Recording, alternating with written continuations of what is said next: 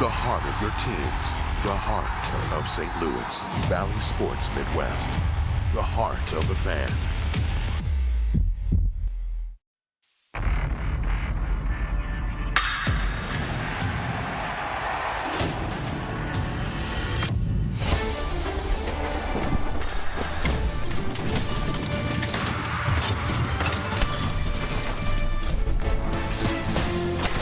This is St. Louis Cardinals baseball.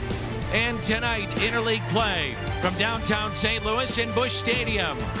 Two historic franchises. Should be a fun weekend. It's the New York Yankees and the St. Louis Cardinals.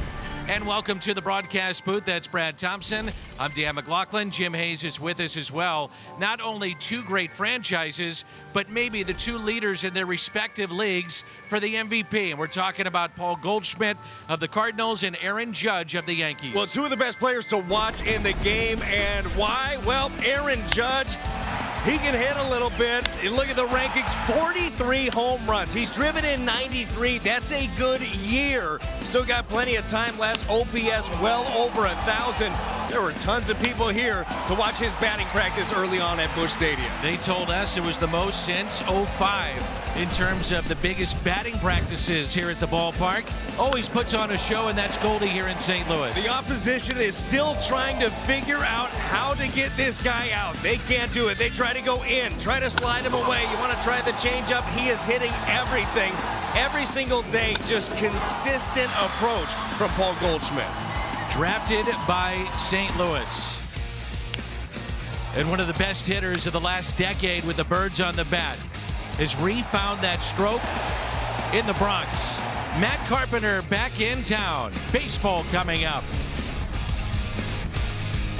Coming up here on Valley Sports Midwest, there's a couple of former teammates. Matt Carpenter joined by Albert Pujols as well as Paul DeJong before the first pitch of tonight's game. Back in our Valley Sports Midwest studios, Al Raboski and Scott Warman with you. Great to see Matt Carpenter. Aaron Judge, as the guys mentioned, the big story for New York, but the second story for these Yankees has been Matt Carpenter. Yeah, a lot of hard work in the offseason. He's reinvented himself and really getting good results. 322, 15 home runs, and very limited at bats. He has worked so hard, and he's talked about it during this last offseason.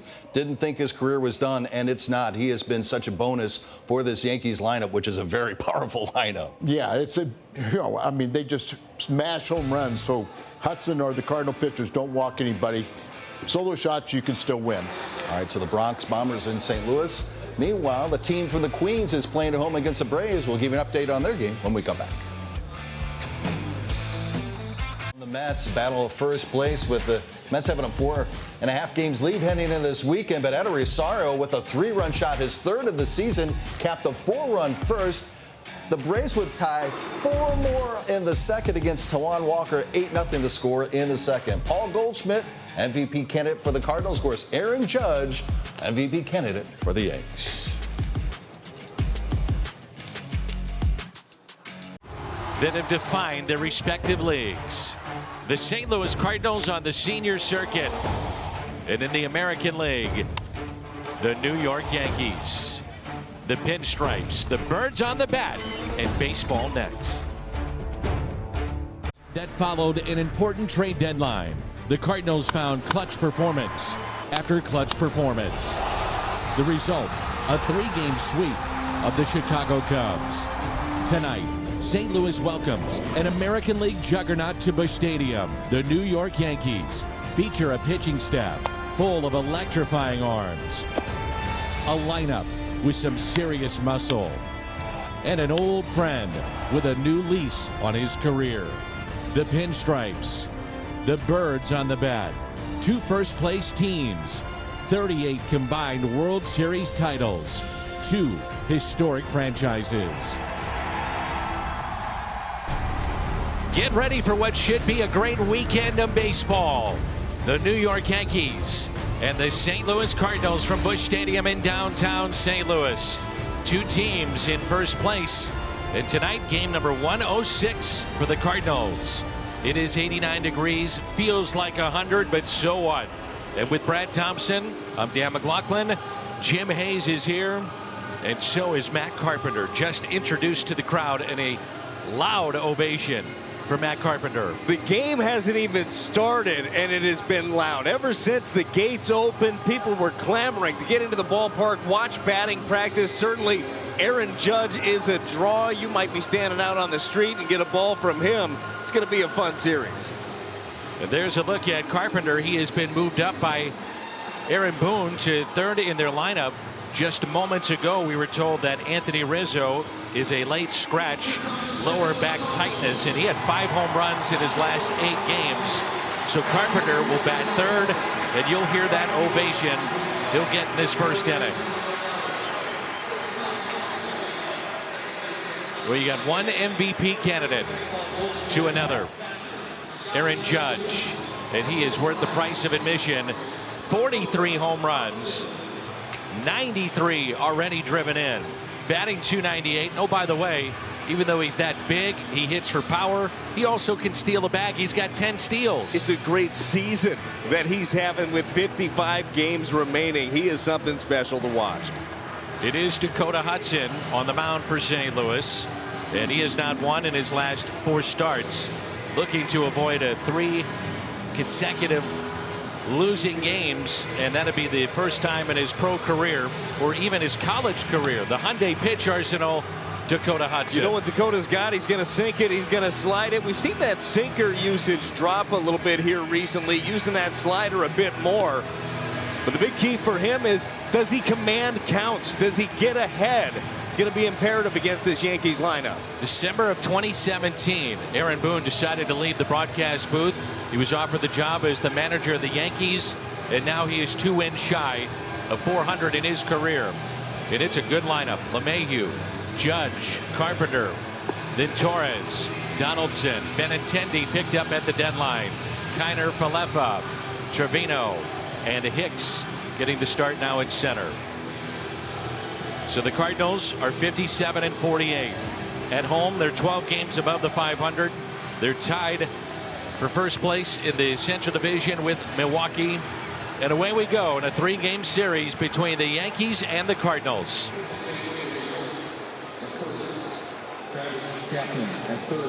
The Yankees have hit 185 home runs, and that's 23 more than the second place team in baseball, and that's Atlanta. Well, we got a good look at the Atlanta Braves, and you and I both talked about it. They might be the best team we've seen so far this season. Might have a chance to change that after this series. Tough task for the Cardinals, but one they're certainly up to. DJ LeMahieu, the former Rocky, and the first pitch is taken low, and we're underway. Jansen Visconti, the home plate umpire. Vic Carapazza down at first. Ed Hickox at second. Jerry Meals, the crew chief. LeMahieu 10 for his last 22. A 5-game stretch, a double, pair of home runs. Outfield shading him a bit towards right center. The 2-0 pitch by Hudson. And there's a strike, and he's working with Yadier Molina here tonight. Well, I know that Dakota Hudson has talked about this year, and remember, first year off of Tommy John for Hudson, so you're going to be finding that release point. He's moved a little bit around with his arm. Arm looks a lot lower here today in only 3 pitches. Notice that in his previous start in Washington. The 2-1. Hudson, in 9 starts at home, is 4-2 with a 2.98 ERA. Loves pitching here at Busch Stadium.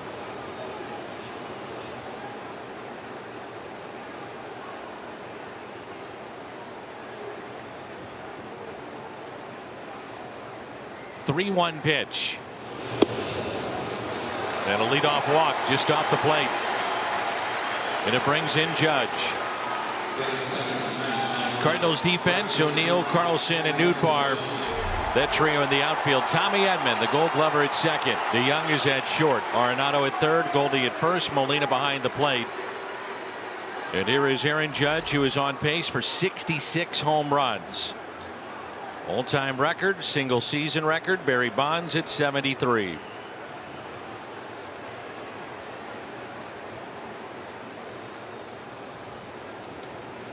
And Judge comes in as hot as you possibly can be. Well, he's got 5 home runs in the last 6, 12 in his last 15. Again, I mean, that is a great season worth of numbers right there. He's done that in 102 games. On deck it is Matt Carpenter, and the 0-1 pitch by Dakota Hudson. The Judge rips it out to left, sinking and caught by Tyler O'Neill, and here comes Carp.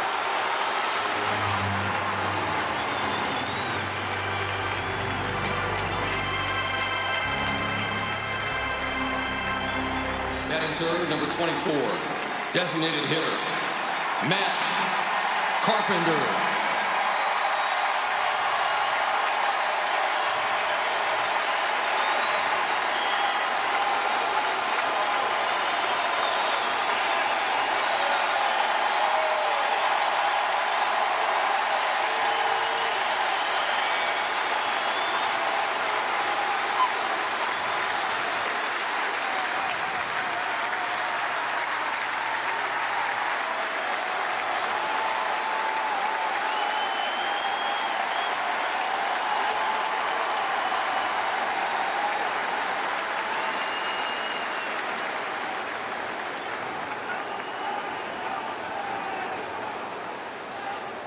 Fans don't miss a beat.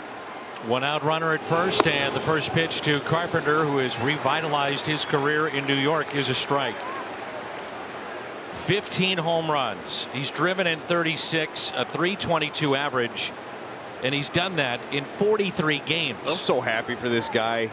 Really, really good career as a Cardinal, but he didn't want it to end the way that it did. He went down, he worked, he was in the minor leagues with the Rangers. And he just knew there was more. He revamped his swing, really dug into it, was a student of the game the entire offseason, and figured something out, and boy, is it working. A press conference prior to our first pitch, and he teared up multiple times, meeting with the media, both the New York Yankees and certainly those here that follow the Cardinals. And the 1-1 pitch. I said, Matt, we miss you, and he said, I miss being here. He said, I'm loving it though in New York. It's been a great spot for me, but I miss it, miss the Cardinals, but it's a new chapter, and it's turned out to be the right place for me. Well, we've talked about it before with Matt Carpenter, the fact that he could have hung him up. It was a great career and could have been done, but the fact that he wanted to continue to play and he knew he had more in him. Trust your gut. To his credit, he figured it out. The 2-1. He is third all time at this ballpark in home runs. Pujols, Holiday, then Carpenter. In terms of doubles, he's second all time. He's second in hits here at Busch Stadium. First in runs scored.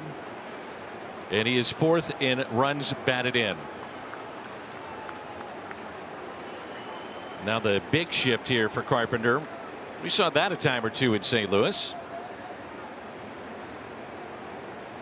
The 2-2 inside. Well, this is something we also saw over the years with Matt Carpenter, a guy that does not mind hitting with 2 strikes.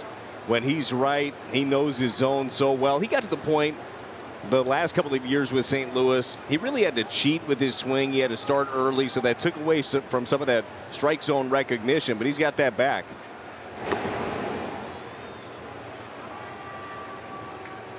Well, you think about the ground ball when you have a guy like Hudson on the mound. 18 ground ball double plays turned behind him. And the 3-2 pitch to Matt Carpenter. They'll start the runner, and it's fouled back.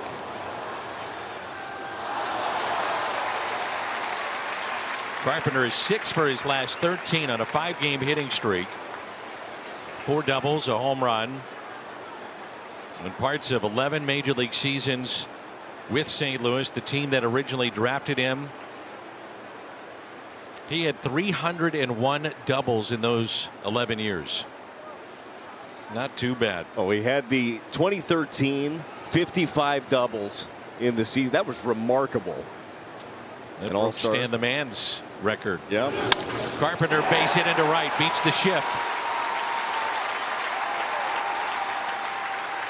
LeMahieu to third, runners at the corners.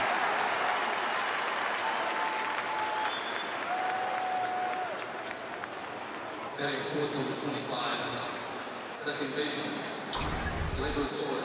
It's a 3-2 sinker. Trying to go down and away. Catches a little bit more of the plate than Dakota Hudson wanted, and it finds itself a home.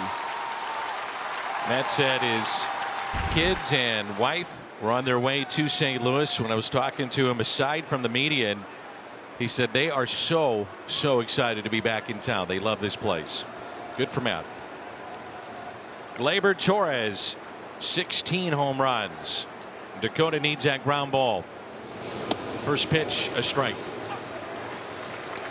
Torres is 0 for his last 18 with 9 strikeouts. Well, there's some holes in the swing to that point. Down under the zone, he'll chase the breaking ball. Will also chase that sinker in off the plate.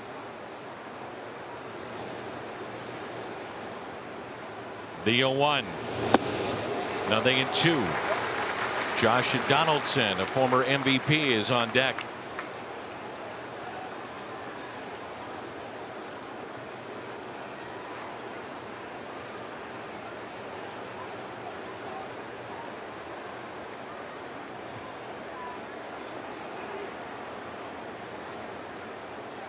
No balls, 2 strikes. The next to Torres. Swing and a miss and a strikeout for Hudson.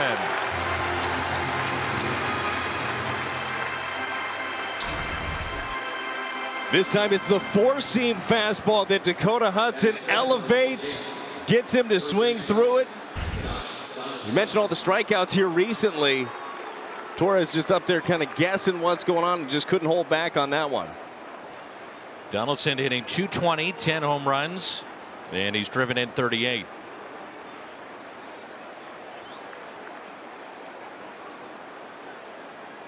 So 2 outs and 2 on. First pitch. In the air out to right center on the move. Carlson won't get there, off the base of the wall. 1 run is in. Carpenter will be held at third, and it's a 1-0 Yankee lead.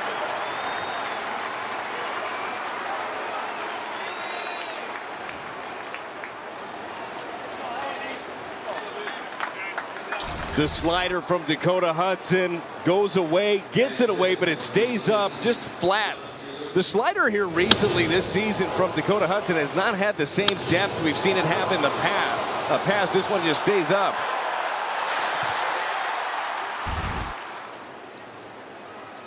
Runners at second and third and 2 outs. Andrew Benintendi traded from Kansas City to the Bronx Bombers. And the first pitch high. He's 1 for his last 29. And as a New York Yankee, he is 1 for 20, but he has drawn 8 walks. I bet that's an interesting transition. You spend a few years in Boston, you go to Kansas City, but then you come back to the AL East with the Yankees. And a ground ball to Tommy Edman. And he'll make the play. 2-out double by Donaldson to score DJ LeMahieu, and after a half inning, it's 1-0 New York with Carlson, Edman, and Goldie coming up in the home half.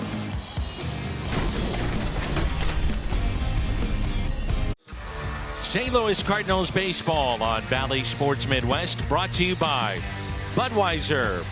This Bud's for you. By Chevrolet, the #1 selling brand in the St. Louis area. Find yours at your Mid-America Chevy dealer. And by CarShield. CarShield cars go farther. Some of the World Series pens. These two teams met in 1926, 28, 42, and 43 in 1964. And the first pitch to the switch hitting Carlson, a strike. Tommy Edman to follow, then Goldie, Arenado, Albert Pujols, Tyler O'Neill, DeYoung, Molina, and Nootbaar.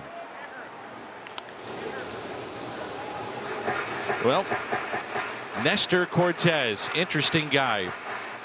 Not many thought he would be in this position, and he turns out to be an all-star. Well, that's what 36th rounders do, Dan. Yeah. 36th round pick. In the same draft, they got Judge. A grounder that's hit to LeMahieu in the first out. He has not lost in his last 6 starts. Take a look at his Hyundai pitch arsenal. Well, he throws a lot of fastballs, different variations. The 4-seam and the cutter. That's his bread and butter. He'll throw the slider here and there. Really doesn't mess with the changeup and the sinker that often. But the thing about Nestor Cortes, he's coming right after you.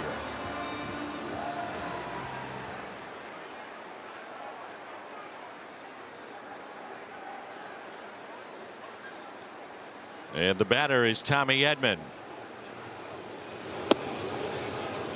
The first pitch taken outside for a ball. Tommy's starting to heat it up. 3 hits in game 2 last night. Yeah, had that 2 RBI double in the 8th. He's a big key to what you're trying to do. Set the table for the big boys. And let's turn to your Toyota key to the game.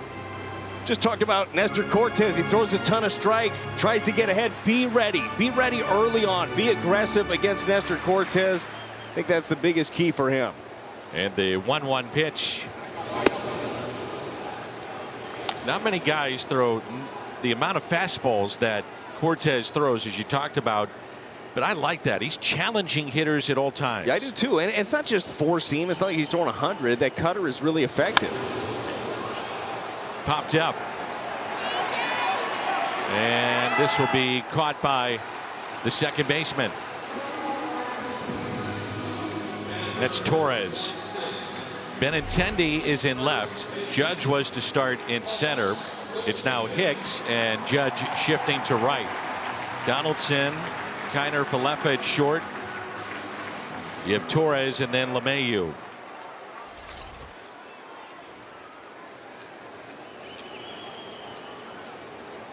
Here's Paul Goldschmidt.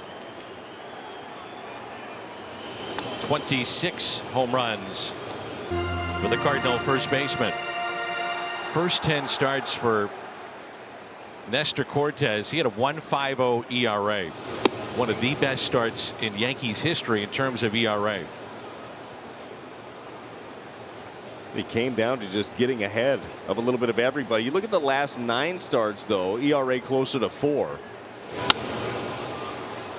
Trying to sneak that fastball by Goldschmidt. 1 ball and 2 strikes. Just going back and watching some of the video too of Nestor Cortes. The fastball, the velocity you see at 93, 94, it's not overpowering, but it's very evident with a lot of the swings that it's hard to pick up, that it gets on you quickly, that perceived velocity. The 1-2. There's a couple of tardy swings, good examples of that. It really is right there. And I think part of that is how he hides the ball behind his back. You see it drop out and never shows it, and a good look at the opponent average against the fastball. Hard to square up. We talk about this a lot with Miles Michaelis. Very rarely see that hard contact against him. Also a great mustache. Without question. The 1-2. And Goldie hits it down the right field line, and that'll slice foul and out of play.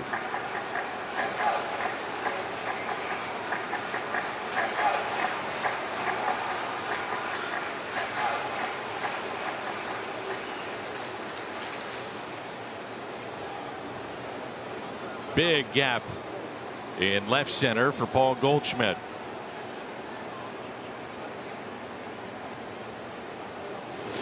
And he hits it sharply to short, knocked down by Kiner Falefa, and makes the play.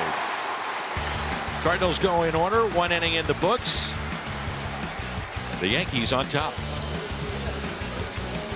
St. Louis, more on that. Let's check in with Jim. Jimmy. The rebirth of Matt Carpenter is one of the best stories in baseball. Carpenter says he's enjoying every minute of it, but it was a struggle. When you struggle for as long as I did at a place where you're so used to performing at a high level, I mean, it can be a grind mentally. And, you know, I had some issues with my swing that I needed to iron out, and I was able to find that this offseason. But I think probably the best thing that happened to me was going down to AAA and having success again. Carpenter says he's still a Cardinals fan, just not this week. And then Danny Carp says his stash is getting almost as much attention as his hitting. That thing is dazzling, no question about it. Well, if you become a Yankee, there is the rule of the facial hair, the length of how long you can keep your hair. And so you can have a mustache, and he went with that instead of the full beard. If you're going to do it, you got to do it. I mean, he just went all in. Well, that's all in. Very full. I'm going to do the count here on Isaiah Kiner-Falefa. Taken high. He's hitting .486 in 10 interleague games this year.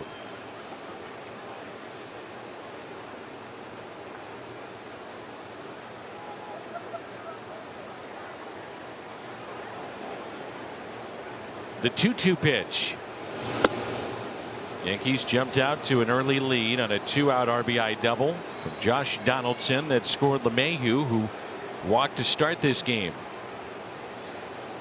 And the 3-2 pitch by Hudson got him to reach.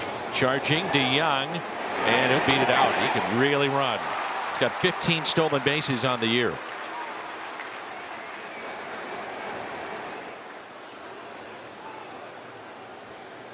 Really good pitch here by Dakota Hudson. It's the slider. It's away off the plate. Gets him in swing mode.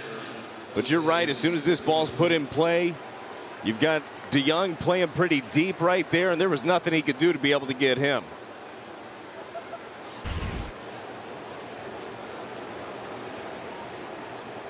Jose Trevino is homered in consecutive games for the Yankees.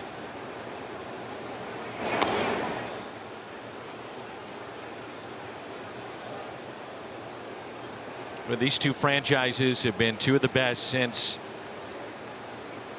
the 2000 campaign. The overall winning percentage, Yankees first, then the Dodgers, right behind them, the Cardinals. Long look by Hudson, and that pitch is taken high. You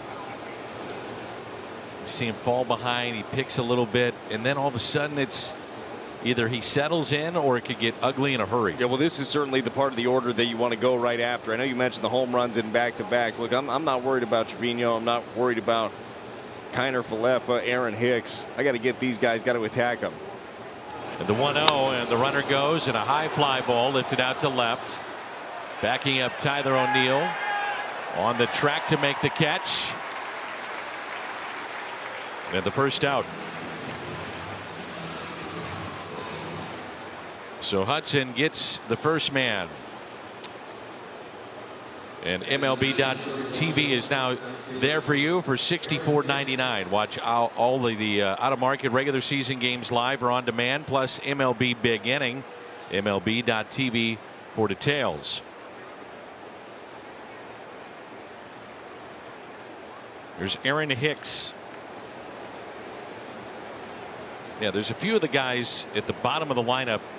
They're in a rut, and this is one of them too.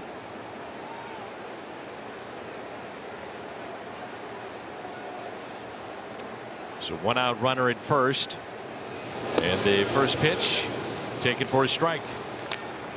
Well, this is a guy here in Aaron Hicks who signed a multi-year deal with the Yankees a couple of years ago. I mean, he's definitely going to be affected by the trade of Harrison Bader coming over whenever he gets back and healthy from plantar fasciitis. Should be roaming center field for the Yankees. And the 0-1 pitch with a shift on the right side. Check swing did go. 0-2.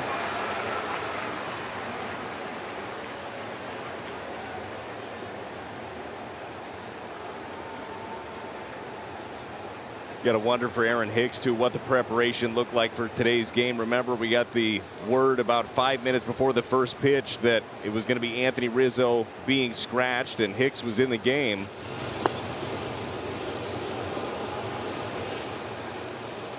And it's 1-2. First base coach Travis Chapman talking it over there with Kiner-Falefa. Third base coach Luis Rojas, who is a manager the Crosstown Mets last time we saw him.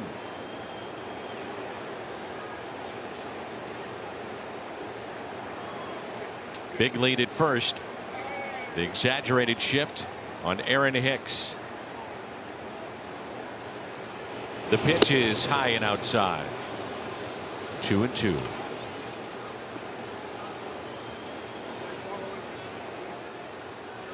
You'd have to think with the additions of a couple of starters that it gives Ollie a little bit more leeway to go to his bullpen if he wishes. We got guys in there. What we saw from Quintana, you want to talk about promising. I think he's going to fit in. Looking forward to watching Montgomery tomorrow. And you're right. I think it does give you the ability. Look, we saw this last time out with Dakota Hudson. Dakota was not happy when Ollie came out and got him in the 5th inning against the Nationals. But, you know, if you believe in when he did take him out, Soto was going to be coming up for the 3rd time around, you got to use your bullpen the best way you think is going to give you an opportunity to win. 3-2 pitch. They'll start the runner in a foul ball. Cardinals at 32-20, 12 games above 500 here at home. 7th best home winning percentage in all of baseball this year. We talked about how Hudson, it takes him a little while to settle in. First time through a lineup, the opposition hitting .291 against him. Second time through, it's .203. Sometimes they say sink a baller, it just takes a little bit. Do you buy into that? At times, to get the feel for it, to figure out the arm slot. Pitch taken for a ball, and Yadi heads up with the big shift, understanding that all of a sudden Kiner Falefa could just touch second, head to third, and that's the second walk issued by Dakota Hudson. With this lineup, you're asking for trouble once you turn it over. Yeah, you are for sure, and that's why I'm a little surprised he went with the slider right there instead of just trying to go after him with the fastball.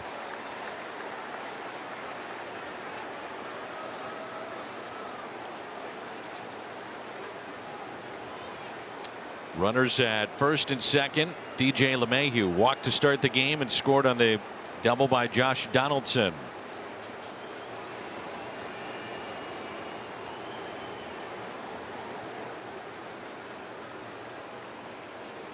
And the first pitch taken high, and again falling behind, and now Molina calling time and Goldie coming in to talk with DeYoung as well. Going to try to slow him down. You're seeing the body get ahead of the arm. Arm has just dropped a lot. That's why you're seeing a lot of these misses up in the zone. Pitch count already at 36. And of those 36, only 19 have been strikes. Yeah, not exactly where you want to be. DJ LeMahieu proved you in your first at bat. I mean, he is up there. He ain't offering at anything that is not a strike. And especially on fastballs, he has a very low swing rate against fastballs. He's going to make you prove that you'll come in the zone. He's got a league leading now 58 walks. And pitch number 17 of the inning coming up from Dakota Hudson. And the 1-0 pitch on its way. A ball and a strike. I guess the point from before too, Brad, that if need be, if something's not right, you at least feel a little bit more comfortable with your bullpen ready to go. And by all accounts, according to Ollie, everybody available tonight, that Palante could come in or somebody give you multiple innings. Yeah, well, and the hope is that really Dakota finds his groove, starts getting some ground balls.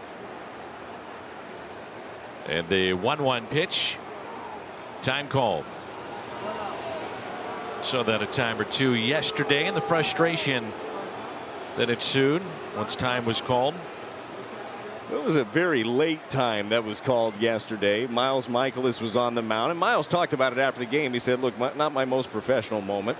He was a little upset with the late time. He's also upset with the batter not being in the box. There's got to be some accountability there. That's tapped foul, and it's 1-2. So Michaelis pitched in game 1 of the doubleheader yesterday, and here's what we're talking about. Batter in the box, technically you can go. It was so late, and then right here you hear Miles yell, get in the box. They also had a couple of baseball throws back and forth between the umpire and Miles Michaelis. It was an entertaining half inning. And at the end of the day, Miles Michaelis, while he was hot, he was a little upset. He executed pitches. He did his job. Nice day yesterday for the Cardinals. Sweep the doubleheader, sweep the series against the Cubs. And a 1-2 pitch off the plate, and it's 2-2.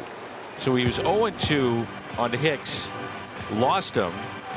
Then you're ahead here, and you've had a couple of pitches that most major league hitters are not going to chase after. Well, especially this major league hitter. DJ LeMahieu was happy to get on base, happy to take his walks, and he's a really good hitter. I mean, the guy's won a couple of batting titles. That doesn't mean you can't go after him. His sinker is good enough in the zone. LeMahieu back to Hudson. The outs and a double play. That's what he needed. Midway through 2, and it's 1-0 New York. Tonight, Nolan Arenado in a long home run. Hit it as high as he did long. StatCast powered by Google Cloud. He's reached base now in 10 of his last 22 plate appearances with 3 home runs over his last 5 games. StatCast era in terms of miles per hour off the bat, how high it was, how far it went. That's the longest since 2015. Pretty impressive. That's the longest out of 40,525 foot. It's incredible. Don't see him get that high that far or hit that hard very, very often. The 1-0 pitch. 2 balls and no strikes. We've talked a lot already in this game about Nestor Cortes, how much he uses his fastball. Nolan Arenado, one of the better fastball hitters in the game, hitting .345 against it. Maybe gets one right here on a 2-0 count. And the 2-0. Goes with the slider. Pretty smart pitch. You got a good feel for that pitch. Since July 1, Austin Riley, Juan Soto, then Arenado. Highest OPS on base plus slug. Like Carson Kelly finding himself on that list with a bunch of all-stars. To reach base, Carson Kelly has in 18 straight. Arenado could tie it up with one swing of the bat. Now with this count, 4 outfielders being used here by the Yankees. 3-1 pitch. Take it high and a leadoff walk. Cardinals have their first base runner. Here comes Albert.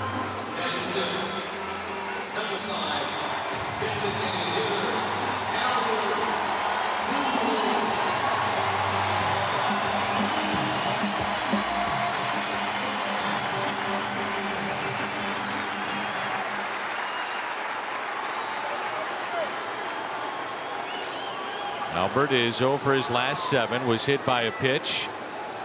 Game 1 yesterday in a pinch hitting appearance. First pitch to him. Inside.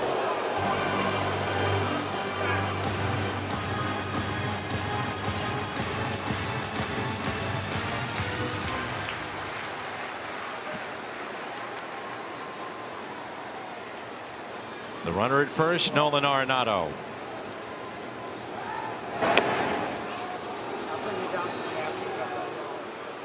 Former Yankee A-Rod at 696 home runs. Albert 10 back. Currently sitting 5th all time in home runs. The 1-0.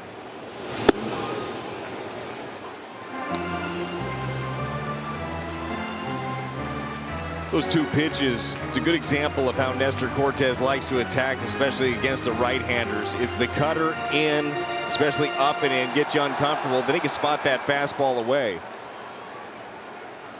The 1-1. Albert knew he just missed it. That was his pitch. It's good life on that pitch, though, from Cortes. That's the cutter again, in on the hands.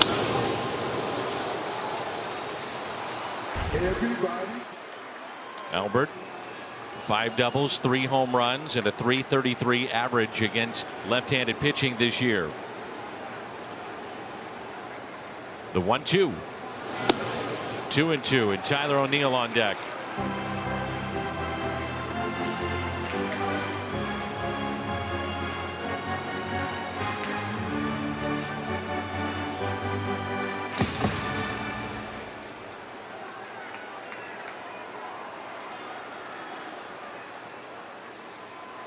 The 2-2, and Pujols gets underneath it, and a fly ball lifted out to left. Benintendi over and makes the catch near the sidewall. And Arenado back to the bag at first. And the first out here in the second. Tyler O'Neill came through late last night. This got the Birds rolling. Well, hopefully it gets him rolling as well. It was a breaking ball. It was left up in the zone. You could just feel something coming that inning. Dan, you were asking for something big to happen. It happened with one swing of the bat. This is a guy, we saw it. I mean, we saw the potential last year. The home runs, the speed, he hit for average. I mean, he was doing a little bit of everything. And before he went on the IL, you were seeing it click in. 1 out, 1 on. That pitch taken high. O'Neill, 316 with a home run against lefties. Comes in 3 for his last 6 overall with a double and a home run. Short lead at first by Nolan Arenado. And the 1-0. Fouled back, 1 ball and 1 strike. The National League wild card, you've got the Braves and the Padres. And then 3 teams currently tied for that final spot. Phillies, Brewers, Cardinals. Cardinals and Brewers tied atop the NL Central. The Giants 6.5 back. And the 1-1. If the season ended today, which it doesn't, and you're looking for a tiebreaker, head-to-head, the Cardinals and the Brewers, they are tied. So it would go to the division. What you've done there, Cardinals do have a better record against the division, so technically they would be in first. And the 2-1 pitch. Brewers are hosting the Reds tonight. And since that Hader deal, their bullpen 7 earned in 10 innings. They blew all 3 games in which they had a lead late against Pittsburgh. And you've got the Nationals at the Phillies tonight. Phillies have won 8 of their last 10 and trying to go to 10 games above 500 since June of 2019. The 2-2 swing and a miss. First strikeout for Cortez.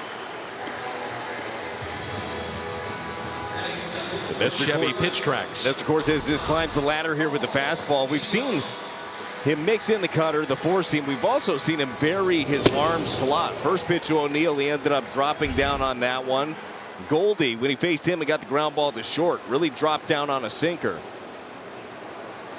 Well, the Cardinals have homered in 13 straight. Longest homer streak of the year. Second longest active to the Yankees, who have homered in 19 straight coming into play. And the first pitch taken high.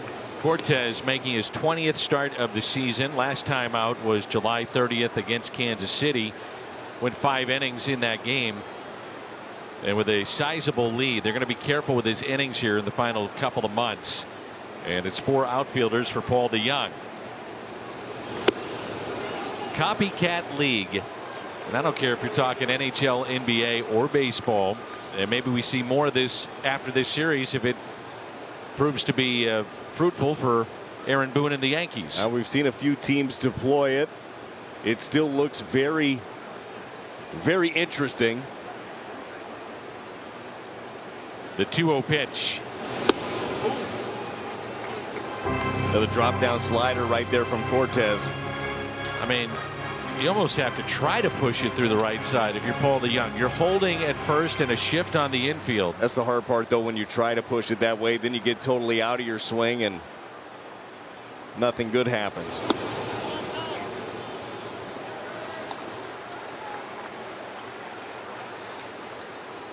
But if you know that with Cortez, if you're looking away, you sit back and drive the ball that way.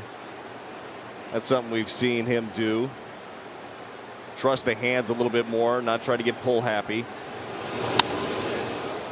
3-2. Big crowd here tonight. Without question, a sellout.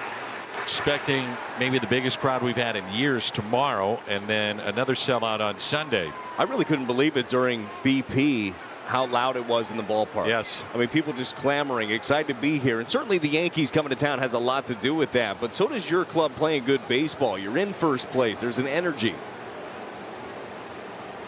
3-2. And a walk. 2 in the game and both in this inning. And it brings in Yadier Molina. Yadi is 2 hits shy of 1,000 for his career here at Busch Stadium 3.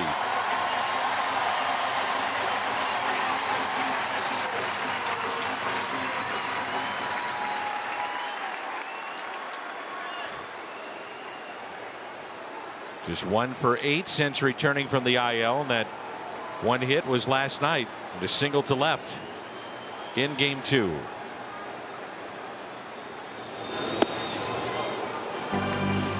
Runners at first and second with 2 outs. He would be the 73rd player in the history of the game, only the 2nd primary catcher with 1,000 hits in a single ballpark. That would be Yogi Berra at Yankee Stadium, the other St. Louis native. The 0-1 pitch. 0-2.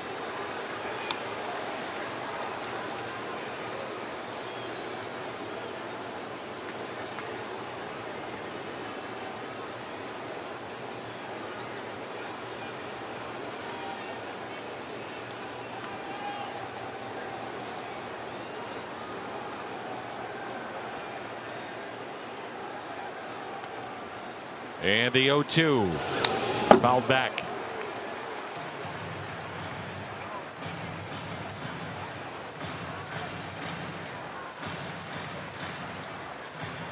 Next pitch, number 25 of the inning.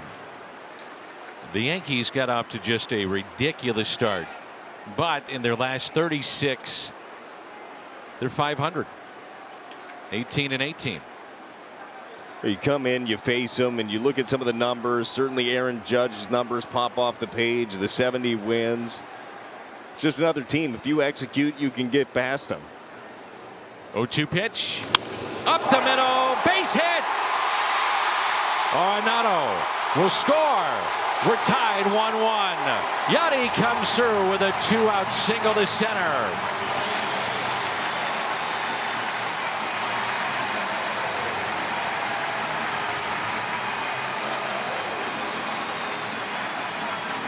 This one from Yadi smoked right back up the box to tie this thing up.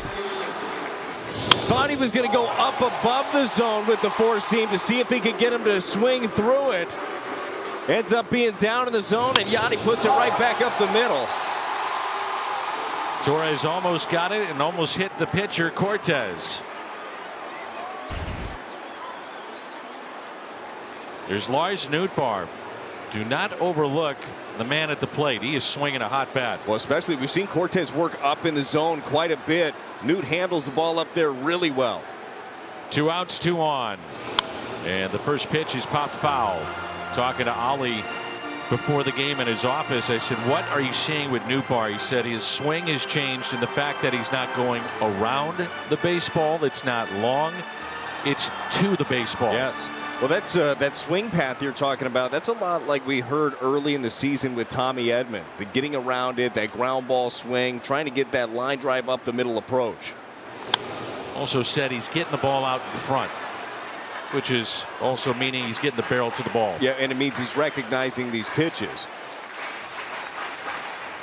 0-2 the count. Cardinals have tied it on a 2-out hit from Molina to score Nolan Arenado. That was hit number 999 for Yadi here at Busch Stadium 3. Also his first run batted in since July 2nd.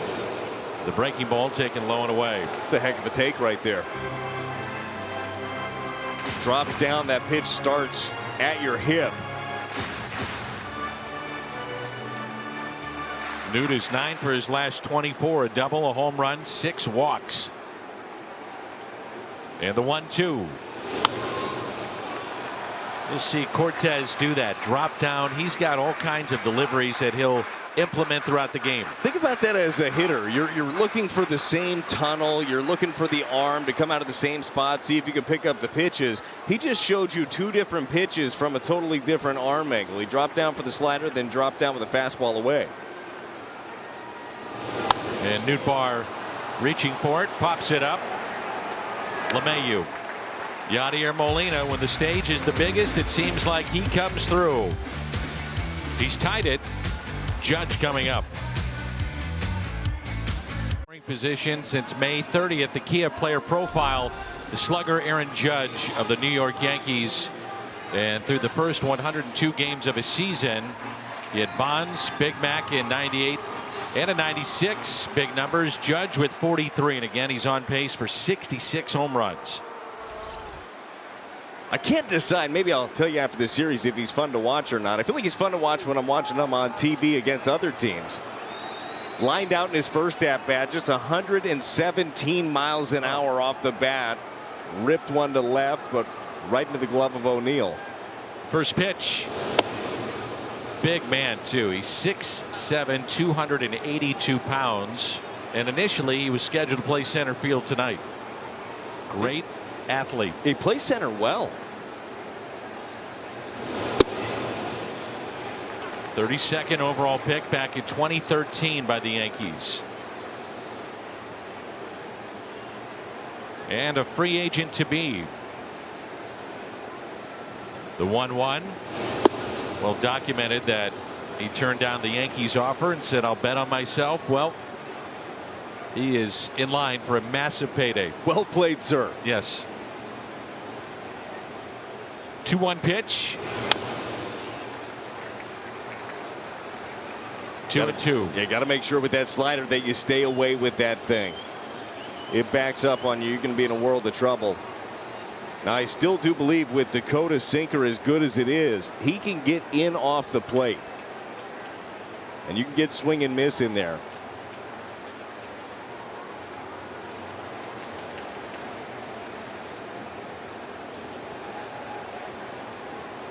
The 2-2 pitch.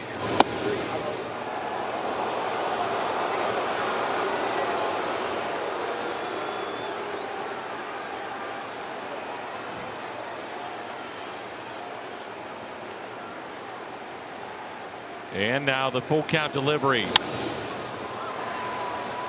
Hit foul down the right field line. As big as he is, he covers so much of the plate. Where do you pitch him? He does down and away, and then in off the plate is your best case. You can't fall into patterns against a guy like this, and you also have to move him around. You got to be able to go up and in, ride the ball in there.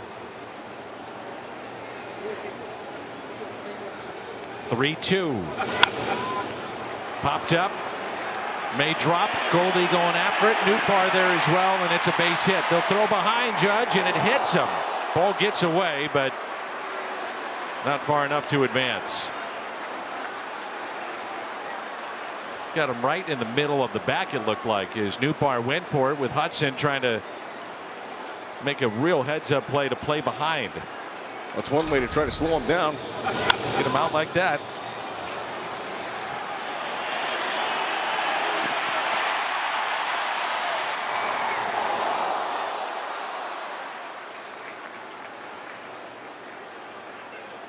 Didn't really flinch, did he? Oh, I feel like that's supposed to hurt. Right. Threw out that ball and it had a dent in it, so they got a new baseball for Matt Carpenter, who digs in. He singled, passed the shift into right field first time up. Normally you'd look at that big guy over at first and say, well, he's not going anywhere. 10 stolen bases on the season for Judge. And a strike to Carpenter. I truly believe Matt Carpenter is a future Cardinals Hall of Famer. I do too. You can't be a prisoner of the moment, which the final couple of years, no other way to put it, they weren't pretty. But prior to that, they were awfully good. I mentioned earlier all the categories that he's in the top 5 or top 10 of all time in Cardinals history. He was a member of the 2011 World Series team. That's the year he made his major league debut. And it was just a handful at bats, but you make an appearance, you're going to get a ring. But such a vital piece of the 2013 team that went to the World Series. That was the year he had the 55 doubles.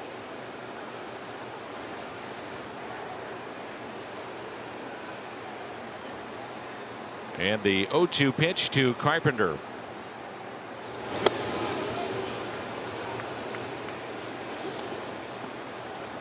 He admitted that a lot of the things that turned around his career with New York were the things that were being said in St. Louis.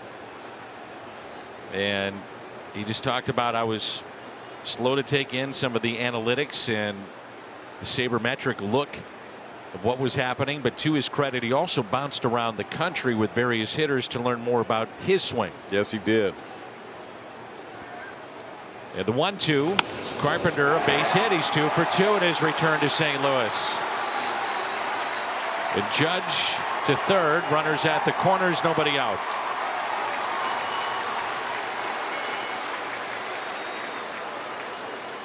This is a pitch right here. Talk about those adjustments that Carpenter made. It's not like he crushed this ball. It gets in on him, and it's not a bad spot at all by Dakota Hudson. It's in. It's elevated enough. But this is a pitch he wasn't able to get to the last few years. This is a pitch that he would swing right under and miss it. Able to get it here into right field.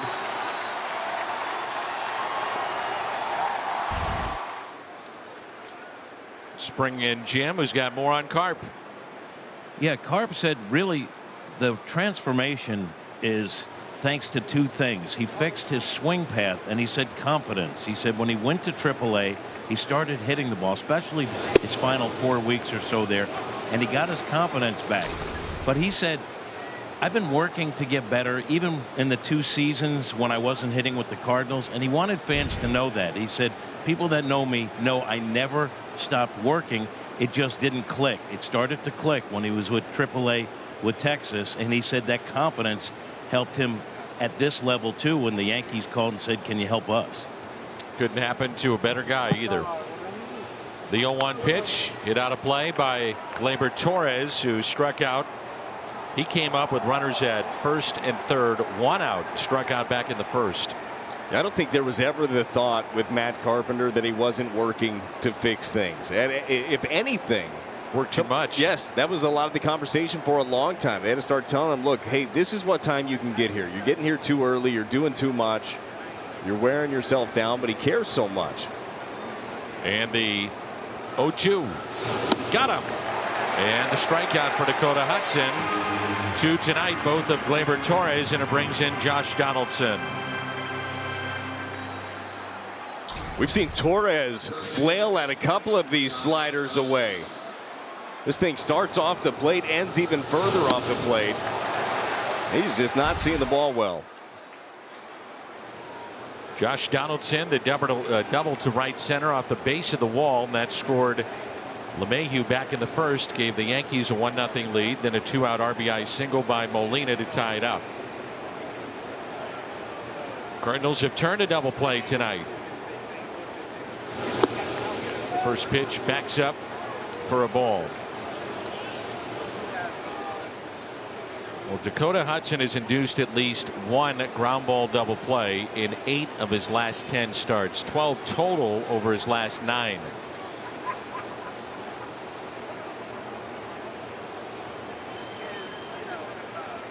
And the 1-0 pitch to Donaldson. 2 balls, no strikes.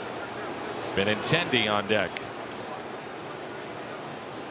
I think you can get your ground ball with Donaldson too if he's able to locate that sinker down and away. Now I would have liked it not in a 2-0 count, but we saw on the breaking ball earlier he hit a double in the right center gap, but it was a slider that was up. The 2-0 pitch, the check swing and a foul ball.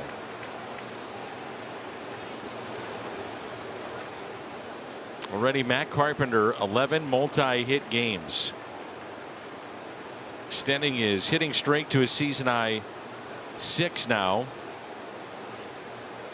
and his first multi-hit game at Busch since June 8th of 2021.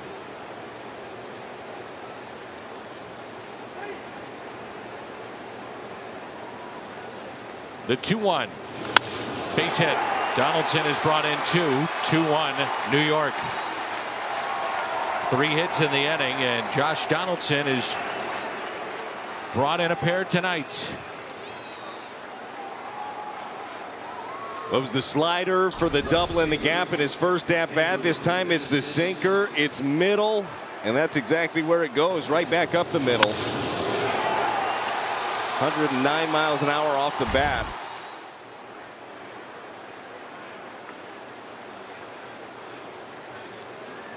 Andrew Benintendi with runners at first and second.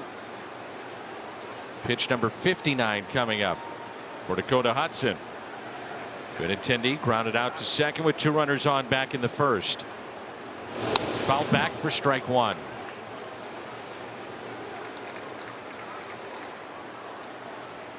Sure, he feels a lot of pressure going to a club that is expected to go to the World Series.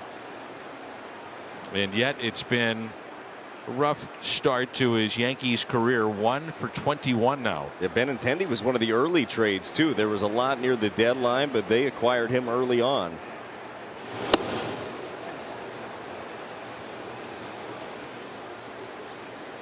The thing is with this lineup that the Yankees have, it allows you a little bit of time to get your feet wet, doesn't it?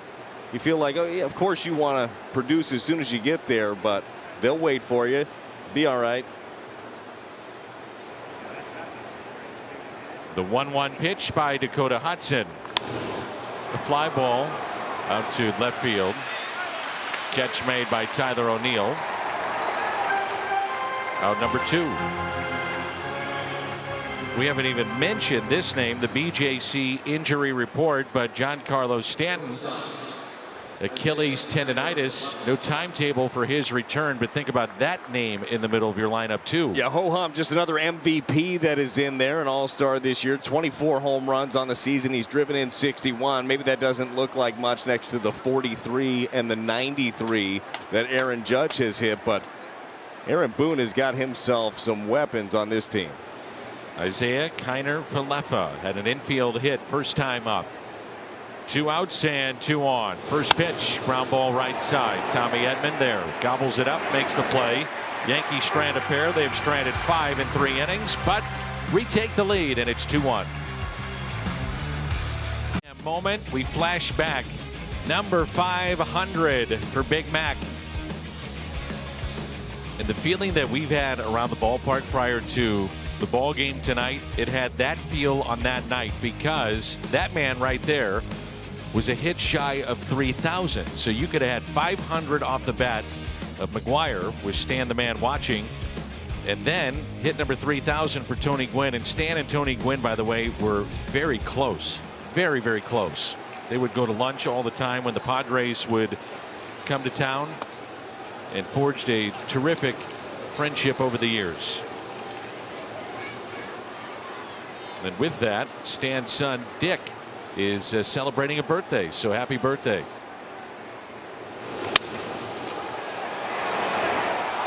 Caught. Broken bat. Torres. While we have a moment, quick word from Siteman Cancer Center. The Brain Tumor Center at Siteman, committed to research, invested in technology, powered by Washington University physicians. Tony Gwynn, Brad, later would say one of his biggest regrets, and he said, I don't have many in the game of baseball, was not getting that hit number 3,000 either at home, and if it wasn't going to be at home, he wanted it in a baseball town, and he wanted it in St. Louis. Yeah, that's a real respect for this city, for their love for baseball. You know exactly what Tony Gwynn meant to San Diego, what San Diego meant to him. He is Mr. Padre. I really enjoy listening in on some of their games and hearing his son. I mean, it's uncanny. It's incredible. Yeah. And he does a fine job as well. Tony Gwynn Jr. sounding exactly like Pops. The 1-1 inside, 2 balls and 1 strike. Cortez is right around his career high in innings. So again, it'll be interesting to see how deep he'll go into this game. They're going to be very, very careful with him. Hit sharply to third, knocked down by Donaldson, and out. Hit so hard that he had time to regroup. Yeah, you have that luxury there if you're Donaldson. Just knock it down, pick it up. He's got a strong arm still. Ends up hitting him off the heel and kicks right in front of him.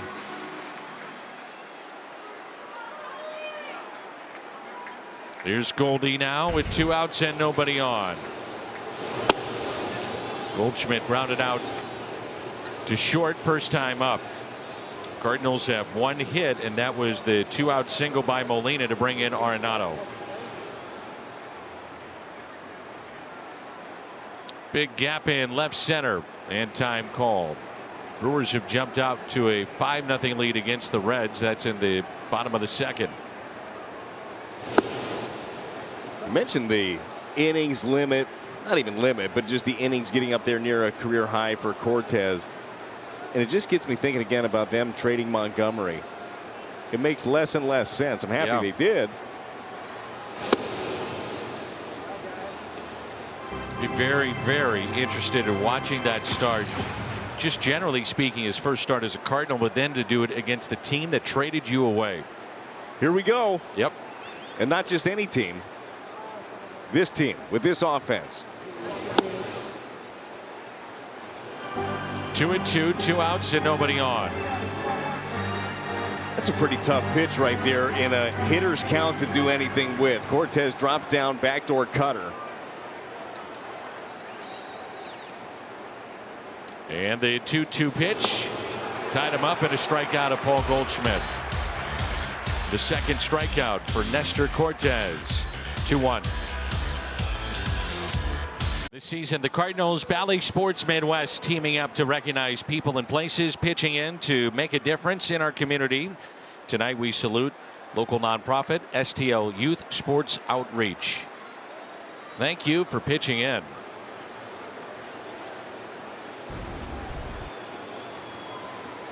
Jose Trevino, 8-9-1.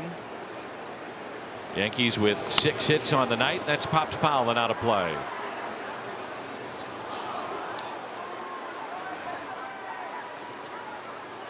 Phillies leading the Nats 7-0. That's in the top of the 8th. Andre Palante begins to throw in the Cardinals bullpen, and the 0-1 pitch popped up. Goldie in foul territory. First out. Youth baseball and softball coaches help positively shape the lives of their players through sportsmanship, leadership, character building. Cardinals like to celebrate these coaches. It's presented by Nike. Nominate your coach. Cardinals.com/coaches who care.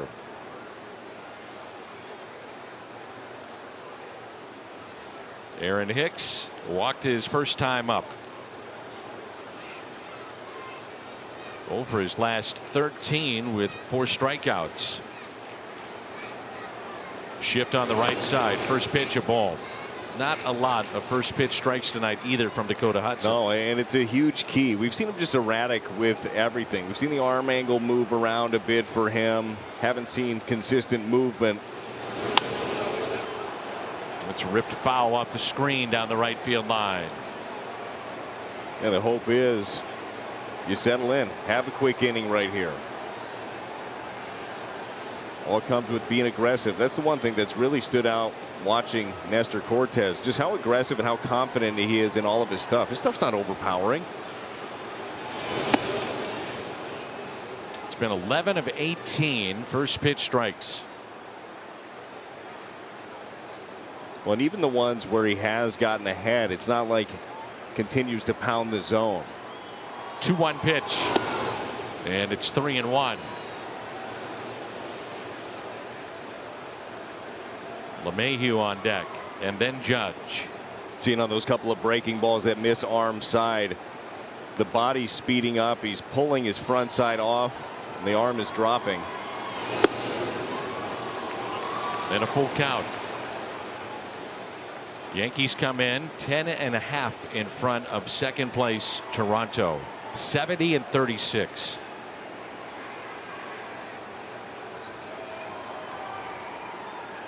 And the 3-2 pitch. Ground ball hit to the right side, taken by DeYoung, cuts in front of Tommy Edman and makes the play.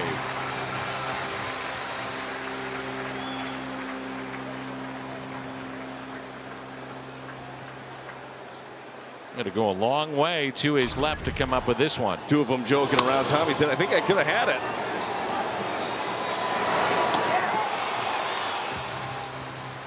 That was already the 5th full count for Dakota Hudson. He's had 6 3-ball counts. I mean, you're at 70 pitches here with 2 outs in the 4th. Go get him. This guy is not looking to swing early.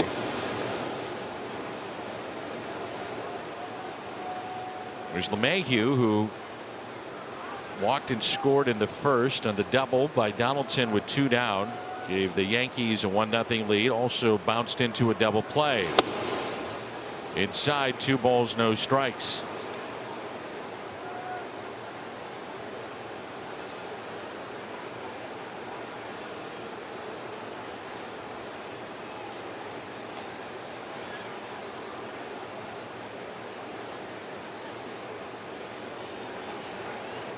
The 2-0 pitch.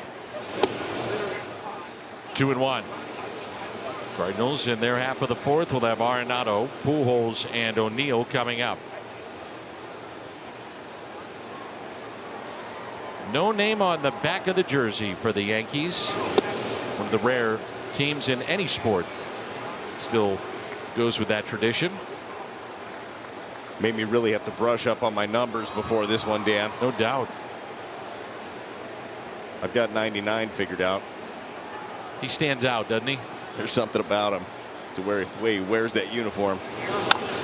Little chopper hit up the middle. Edman has to stay down on it and makes the play. A 1-2-3. First time tonight for Dakota Hudson, and Nolan Arenado is coming up. Cardinals baseball is brought to you by Ford, the official car and truck of the Cardinals. And spicy chicken strips are back at Jack in the Box for a limited time, starting at just $5. The programs and the pins from the World Series between St. Louis and New York. Arenado on the first pitch, pops it up. It's in foul territory. Made its way back into fair territory, and LeMahieu made the catch. And Nolan might want to be moving just in case on that. If not, that's an embarrassing situation.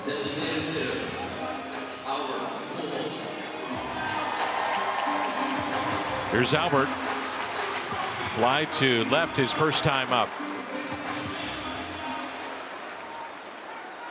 2 games away from tying Ty Cobb for 5th all-time in games played. And the first pitch, inside corner and a strike. I don't know if this is scientific, Dan, but I think you're doing something right when a lot of your comps, all of their pictures are in black and white. Yeah. Then you got Albert. Yeah. Fine. Been doing it for a long time at a very high level. Coming into action today, hitting well over 300, 333 versus lefties. And Pujols lifts it in the air out to left field again. Benintendi in about the same spot first time, and that's out number 2. WWE night is coming up at the ballpark. And with the purchase of a special themed ticket, Tuesday, August 16th, take home a David Eckstein WWE bobblehead. For tickets or more info, visit cardinals.com/theme. I got to get one of those. You are fired up about the David Eckstein bobblehead. I can't wait. O'Neill, and a ground ball bobbled again by Donaldson, and got him just in time. 5-pitch inning for Cortez. We move to inning number 5. Lots of love for Matt Carpenter coming out of the Cards clubhouse before the game. Adam Wainwright told me he was a huge part of this team for a long time. He's going to be a Red Jacket here. He carried us for a couple of seasons. He had some swing troubles, and he could have quit, but he worked on it and retooled his swing. Waino, also a fan of Carp's mustache, he said it's a thick one. There's about 4% of the world that can pull off a mustache. The other 96% shouldn't try it. He's doing it well. Danny Waino said it's like a full Mario Brothers mustache. I think Brad falls into that 4%. You think so? Yeah, I think you pulled off. I don't know. But this is a pretty cool moment right here. Mustache and all at Busch Stadium. Pretty neat. Everybody on their feet. You know how emotional that was. He was emotional in his press conference with the media beforehand, talking about his young family and coming back here. Some great moments with the birds on the bat.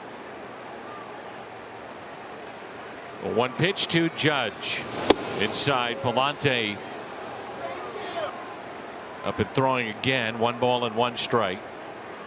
Judge tonight lined out to left and a bloop base hit to right. Scored the 2nd run for the Yankees. Little bloop to right again. Fights it off and it's a fair ball. His 2nd hit tonight. Well, the first time up, he hits a screamer at nearly 117 miles per hour. It's the 2nd hardest hit ball of the season. 18th hardest hit ball of any player this year. That's an out, and then he dumps 2 into shallow right with broken bats. Baseball. It's a good pitch. It's a good sinker in, but he's just so strong he's able to get it out there to right. We talked about the ability, if you wanted to, if you're Ollie, to go to your pen early. That's exactly what he's going to do here as Judge is on, Palante is in. That's going to be it for Dakota. Similar to what happened in the previous start, but that was against the Nationals. So Palante coming on to face Matt Carpenter, who is 2 for 2 when we come back in a 2-1 game. The T-Mobile coverage cam. Yankees and the Cardinals. Yankees with 27 championships, 11 for the Cardinals, world titles. This is the start of a tough stretch of baseball for the Yankees too. Game 1 of a 9-game trip takes him to Seattle and Boston after the stop here in St. Louis. Then they go home. They've got the Rays, the Jays, and the Mets. So this will be a tough test for Aaron Boone and the Yankees. Well, a challenge that they're likely up to, but it's always fun to watch the best against the best. Andre Palante, the Chevy, called to the bullpen. 28 games. Last time out, it was 8 scoreless against the Nationals as he was a member of the rotation. Get a couple of acquisitions. Jose Quintana, Jordan Montgomery. He finds himself in the pen. He finds himself in a good game here. 29th appearance. It was 8 innings, 5 hits, no runs, and 96 pitches that game on Sunday. He looked good. And one thing that Palante has had through the good games, bad games, he's got confidence. He's got poise on the mound. And the first pitch taken high for a ball. Carpenter is 2 for 2, 2 singles to right. We showed you the overall numbers too, and I thought that Palante did a good job in the rotation. He's been really good out of the pen. This is his 19th game out of the pen. So far he's got a 1.63 ERA in relief. And the 1-0 pitch. So that's the byproduct of not only addressing your need in the rotation, but you move Palante to a bullpen role where he has excelled. Well, and it's not to say he can't be back in the rotation at some point. Yeah. But you allow him to take a little bit of breather from the innings. You can always build him back up a little bit later if you need to. He can also be serving as a bridge guy, give you multiple innings in the pen.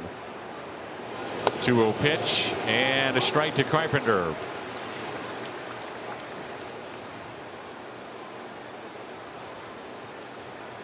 I wonder if Matt is saying, you know what, I did it. I came back. I showed I could do this, and this will be it. Or if he still believes, hey, there's plenty more in the tank, and let's keep going. If he finishes a season like this, it'll be hard to hang him up. Yep. Off the plate, 3-1.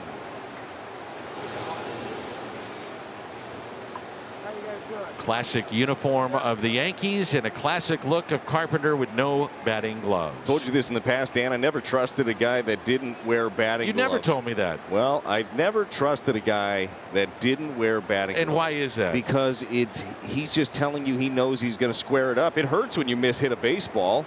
Batting gloves help a little bit. It's a good point. Runner goes, and it's taken for a strike. And Carpenter does the Yankees and Judge a favor, his 11th stolen base. That was so easy. No chance for Yachty, and whether or not Matt wanted to go for it, he could see this was stolen easily.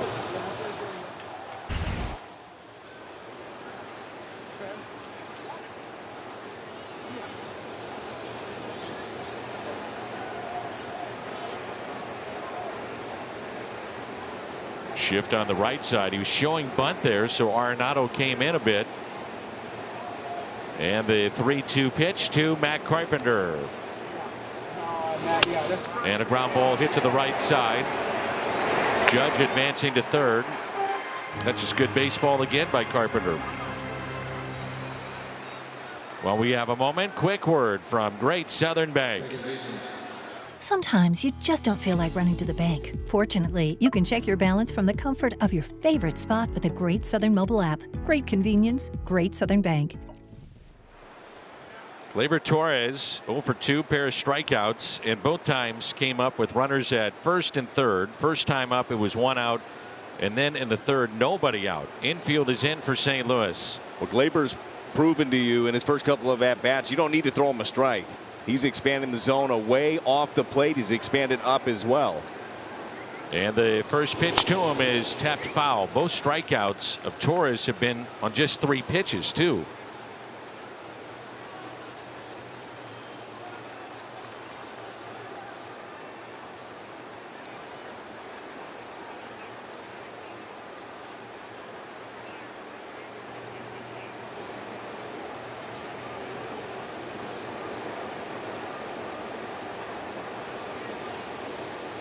The 0-1 pitch by Palante. Off Palante. Run will score, and that'll be a base hit.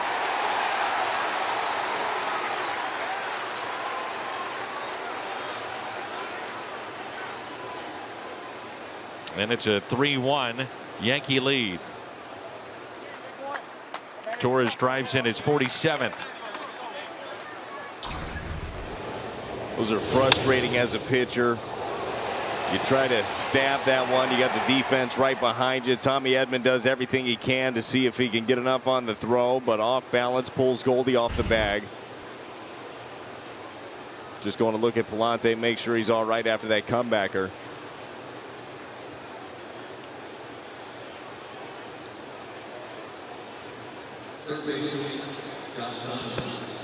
The batter is Josh Donaldson.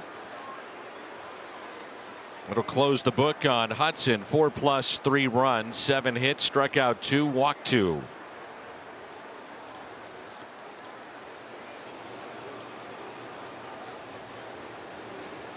Donaldson 2 for 2 with a pair of runs batted in. He's up to 40 this year. Backs him off the plate. Love the idea. Love the idea right there on the fastball in off.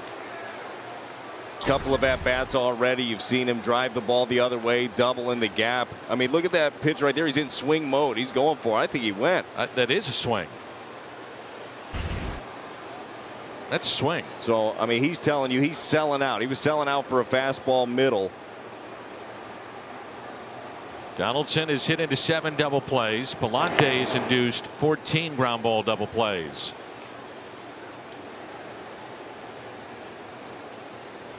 With the infield single by Torres that snaps an 0 for 20.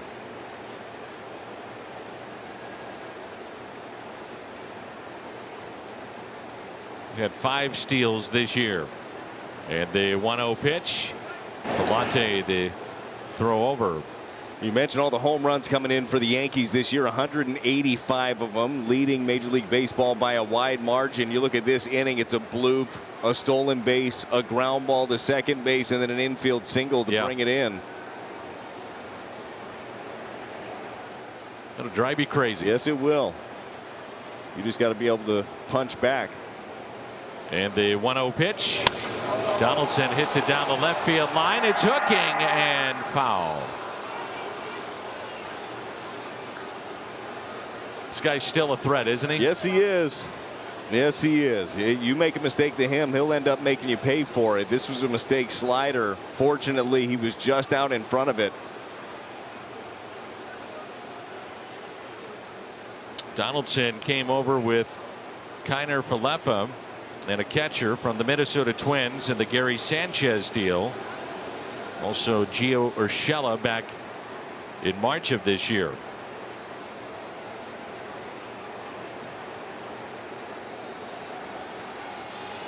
And the 1-1.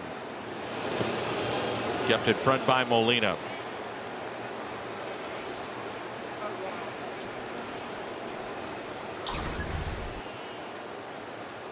Very nice job of Yadi to square up, get in front of that. He deadens the baseball as good as anybody. You see a lot of catchers. If you don't get fully square to that, it kicks off.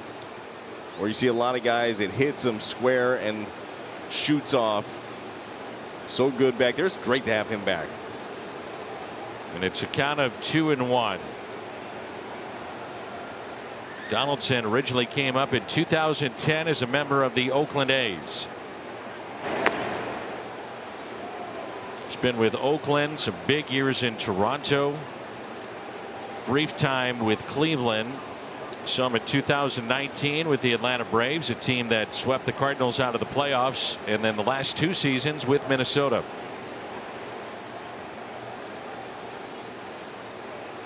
The 2-1 pitch by Palante. On a play, 2-2.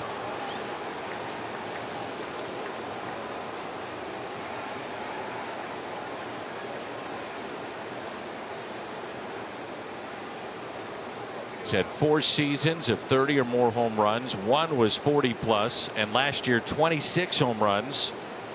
Donaldson with 10 this year.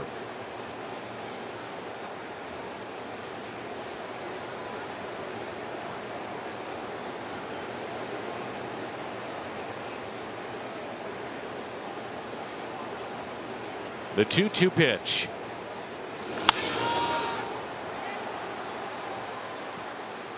Palante, I like his ability and the willingness to get in there. Donaldson has a lot of power, and he's got power on the ball in, but he trusts his fastball. He trusts that he's not going to make the mistake over the middle. And now if you want to go back to the slider, I think that you've opened it up a bit with a couple of fastballs in. Let's see how he wants to play it. Count is even. 2 balls, 2 strikes. Torres, your runner at first base. Nearly a wild pitch, 3-2. But the Yankees have a way, now seeing this lineup in person, of just grinding you down, don't they? Yes, and as we mentioned before, this is without Giancarlo Stanton. That's missing a pretty big piece there for Aaron Boone.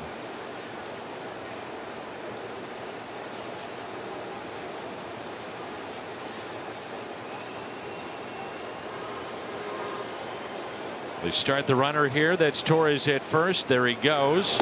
Pitch is swung on and missed, and a run down. And this would be a double play. Goldie applies the tag. It's a double play.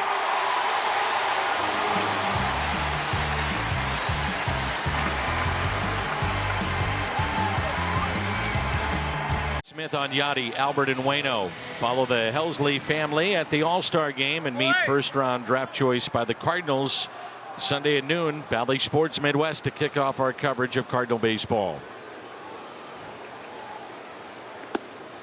Well, technically, I better refrain from saying it kicks off our coverage because Fredbird shows before that, I believe. Cardinals Kids Show. The Fredbird Show featuring Brad Thompson. Saturdays, 11 a.m. No. Insider is Sunday, so I guess you do not kick off our coverage on Sunday.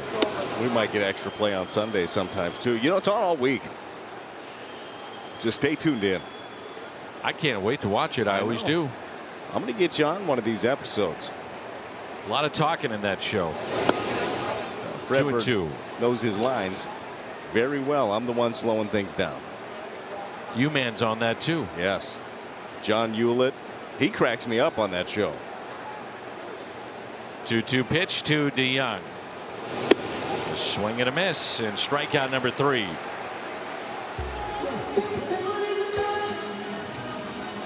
Cortez has allowed 1 base hit. It's Yadier Molina back in the 2nd inning. The BJC Healthcare difference maker. Cortez hit the deck, and Arenado came on home.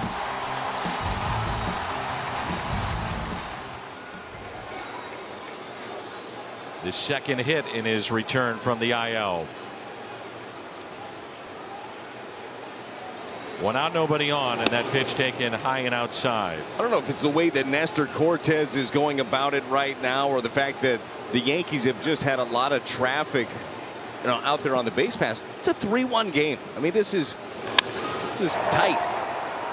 Donaldson.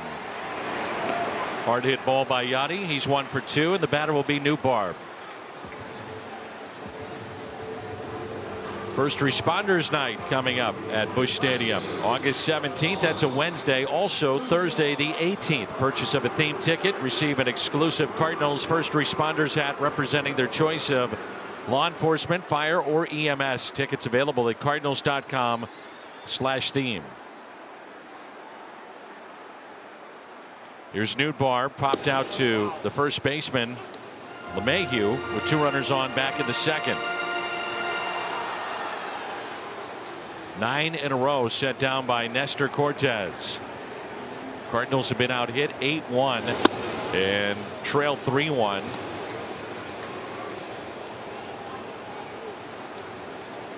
Cortes was signed as a minor league free agent.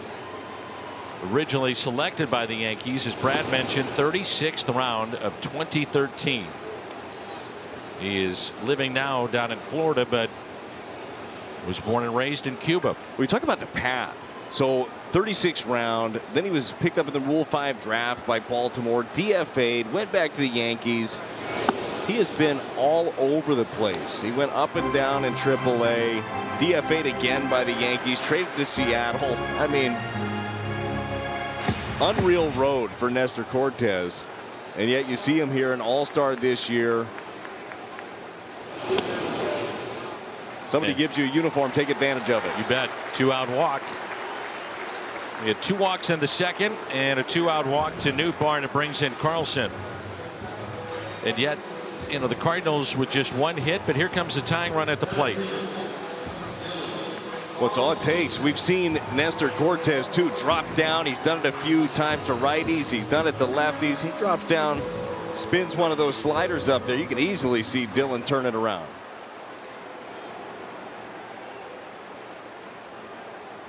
Carlson with 7 home runs.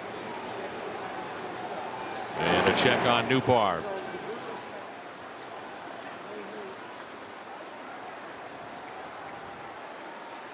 Big crowd on this Friday night here in St. Louis.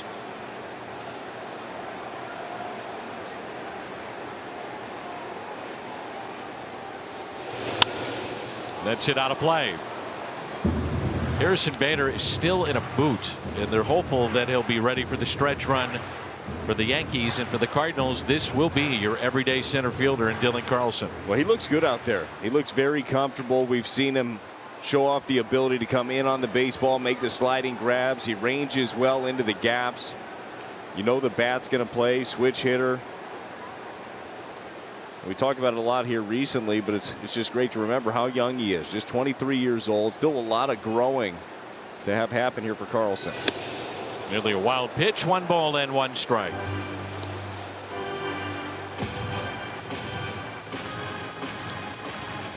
The splits for Dylan Carlson. Lefties and righties and what he's done.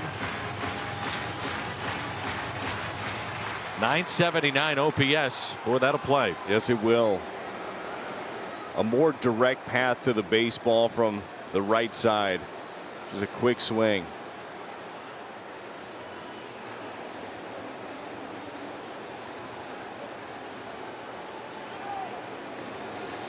And time called with a count of 1 ball and 1 strike.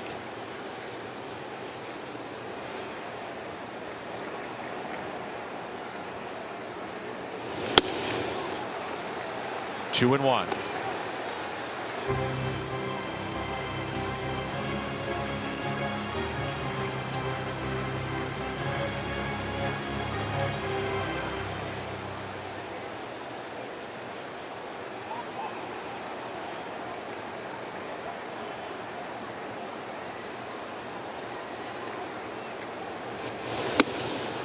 Inside, did not go. 3 and 1.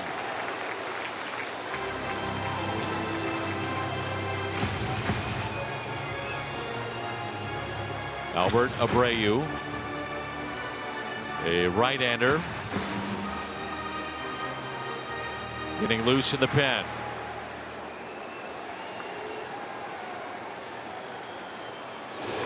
And Carlson hits a fly ball into right field.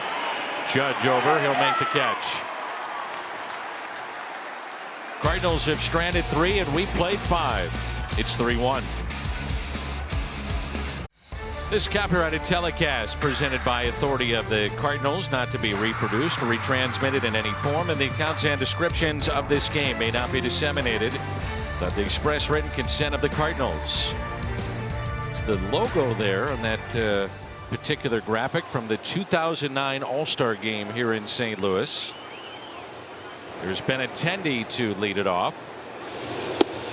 2009, the last time that the Yankees won the World Series, and it really should tell you, with the amount of money that they spend, the talent that they accumulate, of just how hard it is to win. Yeah, not for lack of trying, right? Ooh. When it comes to payroll. But it takes more than that, and we've seen it firsthand here in St. Louis, the randomness of October. You can go back to 2011, a team that was almost, well, they were darn near out of it in September. A miraculous run, a memorable postseason. 2006, barely sneak in with 83 wins, go on to win the World Series. You just never know.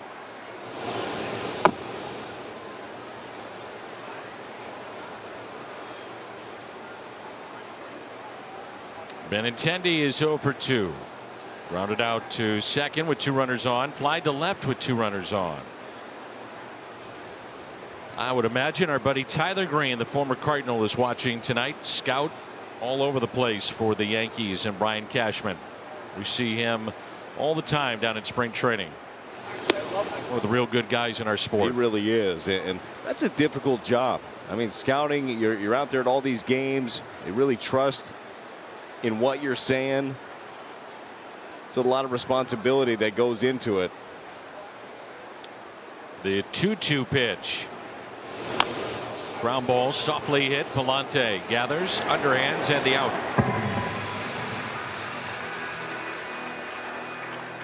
You're going to get outs with this thing all day. 94 fastball, spotting it up right here against Benintendi.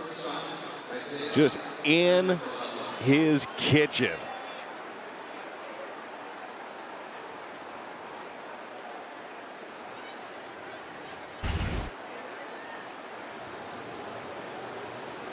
Kiner Falefa, infield hit, and also grounded out to second. 1 out and nobody on. The first pitch, a strike. Well, that's a strike right there. That's a product of Yadier Molina behind the plate. The way that he catches that, also, you know, the respect that he has with some of the umpires out there, made that pitch look better than it was. Beauty. Breaking ball, 0-2. We saw that in spring training. That's what caught my eye. I mean, he's got a good fastball that's got life, but every once in a while he'll throw that bender in there, Brad, and you go, oh. Yeah, and some of the swings that we saw in spring training. Yes. 0-2 pitch.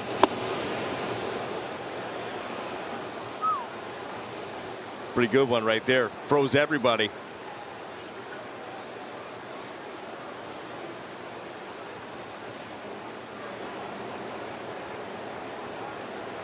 Outfield fairly shallow, and a 1-2 pitch.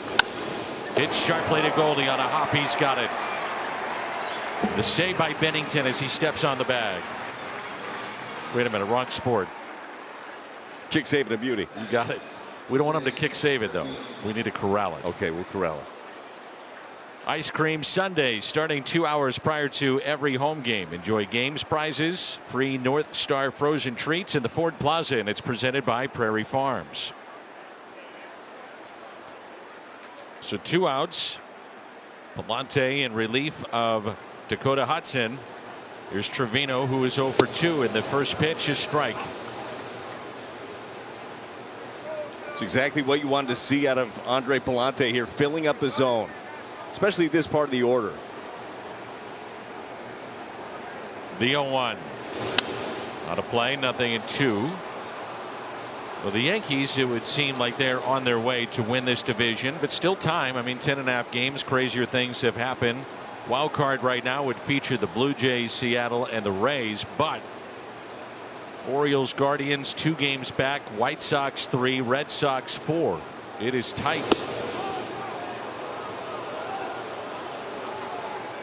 That's going to make it fun down the stretch. It is going to make it fun. I like the addition of another wild card. I just like watching more postseason baseball.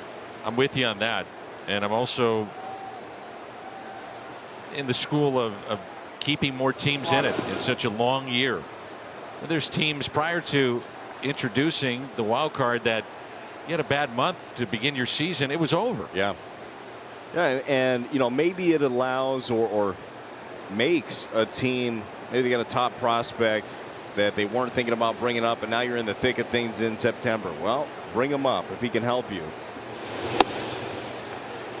There are some interesting cases, though, because you mentioned the Orioles just on the outside looking in. That's a ball club that's played better baseball. But you look at the trade deadline, they move pieces, most notably Trey Mancini.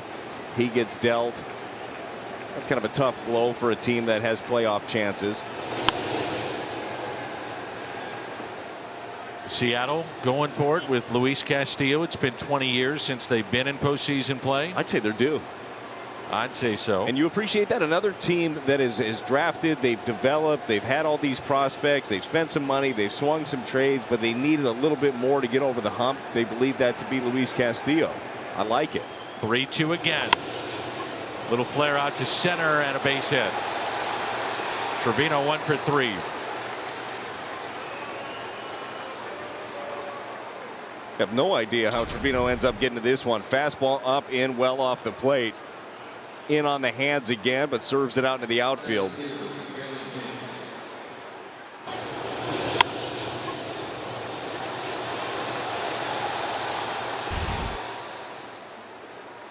It was the 7th pitch of the at bat for Trevino. And now it is Hicks, who walked back in inning number 2, grounded into the shift in the 4th.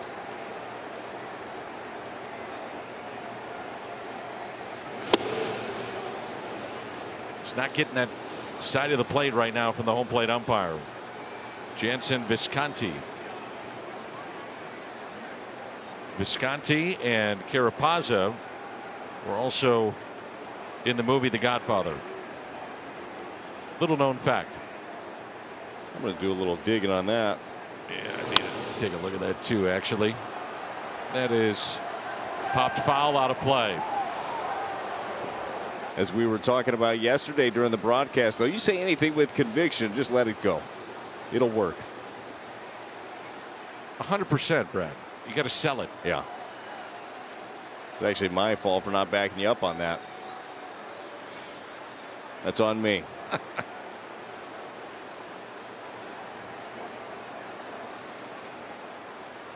One ball and one strike with 2 outs and a runner at first base.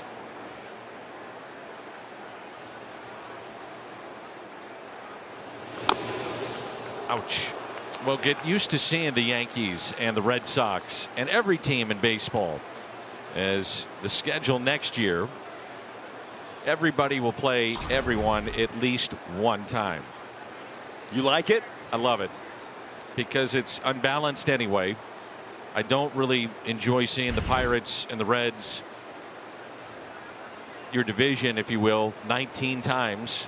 Gets a little redundant. And look at a night like tonight. Look at what this place has. Electricity throughout downtown. You'll get that when the Red Sox are here. Yankees come to town.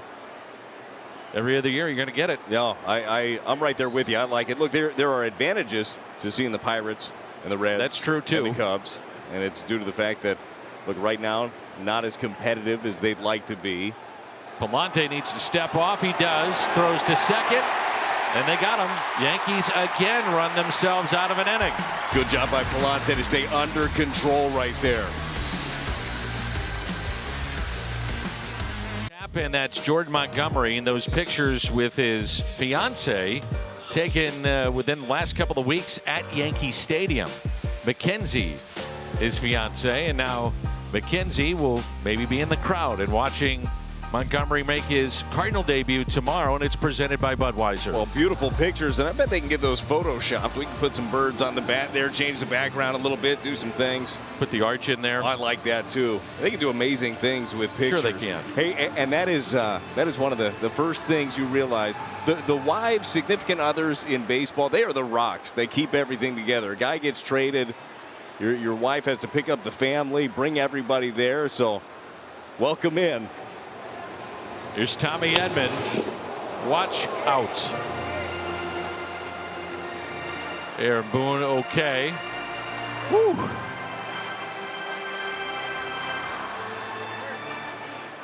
Better get the adrenaline pumping a little bit. Keep you on your toes. Aaron Boone was a heck of a player in his own right. Many years in Cincinnati. The 0-1 pitch. And a pretty famous home run against the Boston Red Sox. Tim Wakefield. Yep. I think they have a different name for him there. At least it's got an adjective in the middle.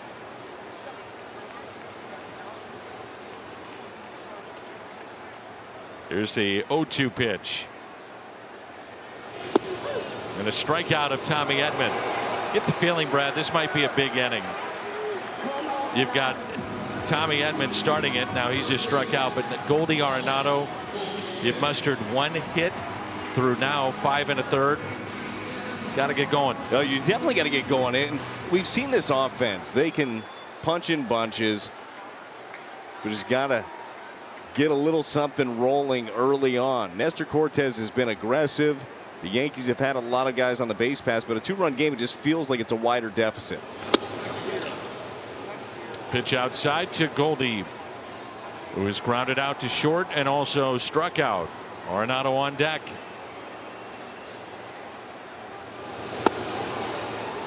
Milwaukee in the bottom of 5, leading their ball game 5-1 against the Cincinnati Reds.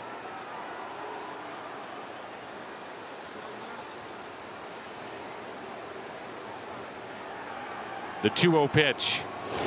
3-0.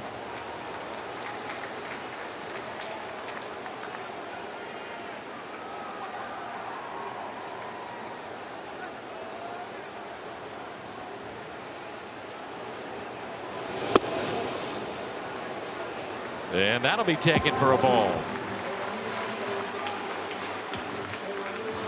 Well, we have a moment. Quick word from Tickets for Less. Tickets for Less. For a better ticketing experience. Best seats, best prices, and no surprises at checkout. 4 walks for Nestor Cortes, and that's going to be it. Aaron Boone, part of the first family in baseball history. 3 generations of major leaguers. He makes the move, and they go to the pen.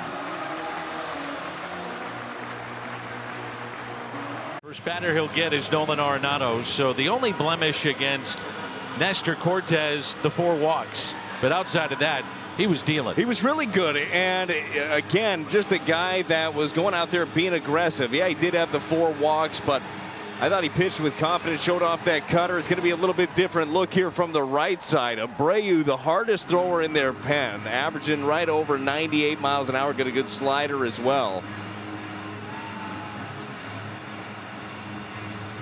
I know a guy that can turn around a fastball, though. You bet. He's stepping to the plate. He has walked and scored. The only run for the Cardinals, also popped out to first.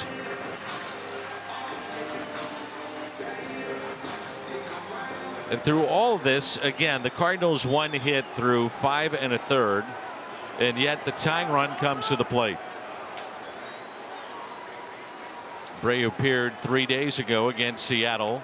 27th appearance overall, 15th with the Yankees.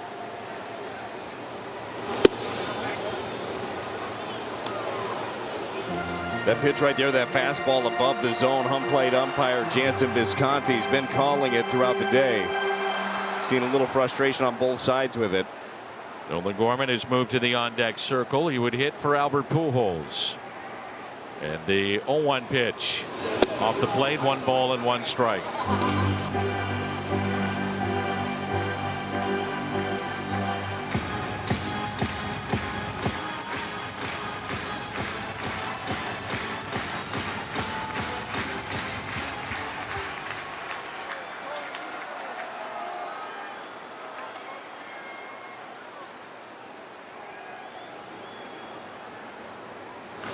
Pulled foul.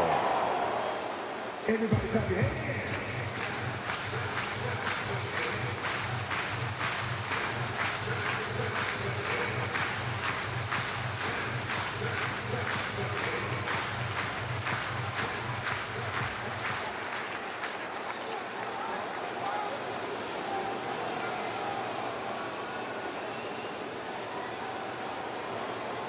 And the 1-2 pitch to Nolan Arenado. Wild pitch to the screen. Goldie in scoring position.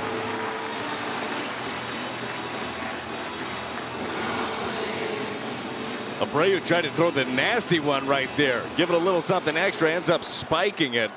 Well, he lost some footing too.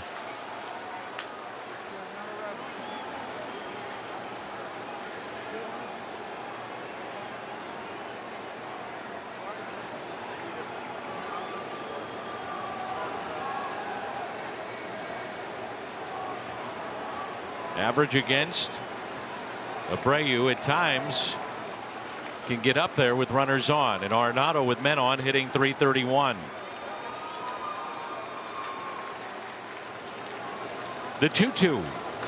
Base hit into right. Goldie had to make sure that it got through. He'll stop at third, and runners at the corners. The Cardinals have their second hit, and the batter will be Nolan Gorman coming up.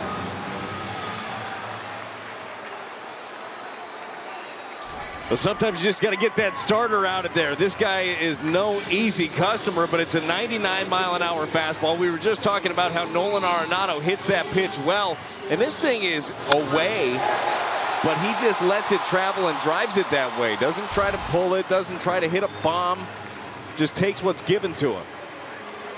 By the way, that was Abreu's 6th wild pitch of the year, 4th most in the American League, and the relief corps, and all Nestor Cortes can do is watch.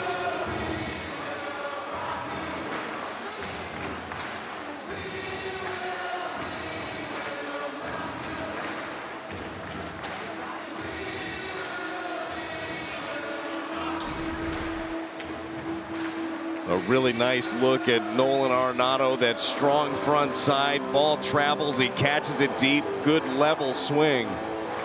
Head down on it. Talk about consistent. The year that he's having, really the year that Nolan Arenado is having, is going under the radar here with Goldie's MVP year. The former Cub Scott Efros throwing in the pen for the Yankees. Nolan Gorman with a home run yesterday.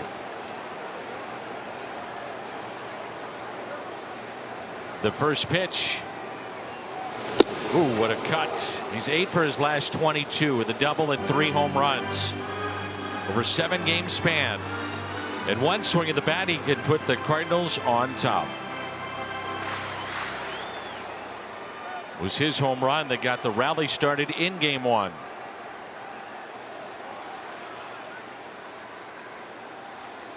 And the 0-1 pitch to Nolan Gorman. 0-2. He challenged him. Yesterday, this home run was the first run, down 3-0. Goldie followed with a home run.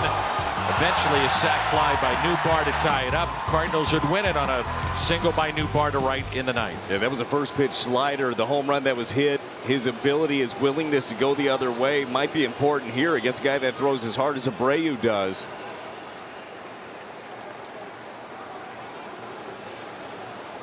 The 0-2.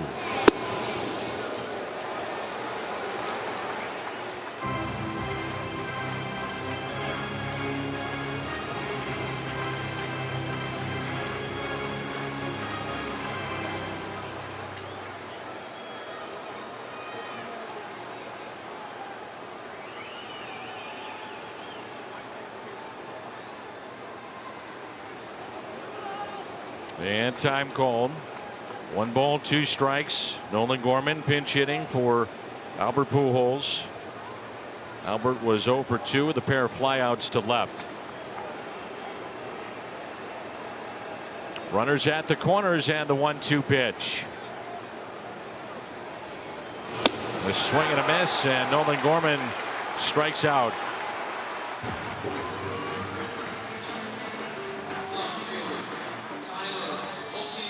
Boy, he went right at him, didn't he? Yeah, not much messing around here for Albert Abreu. We showed the changeup under the zone, but went right back to 100 away. That's power on power right there for Nolan Gorman. Really got to get that front foot down fast. Be ready to be in your swing. Just a little late.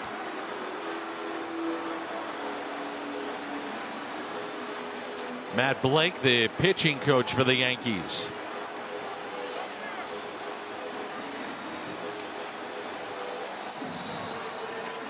So runners at first and third.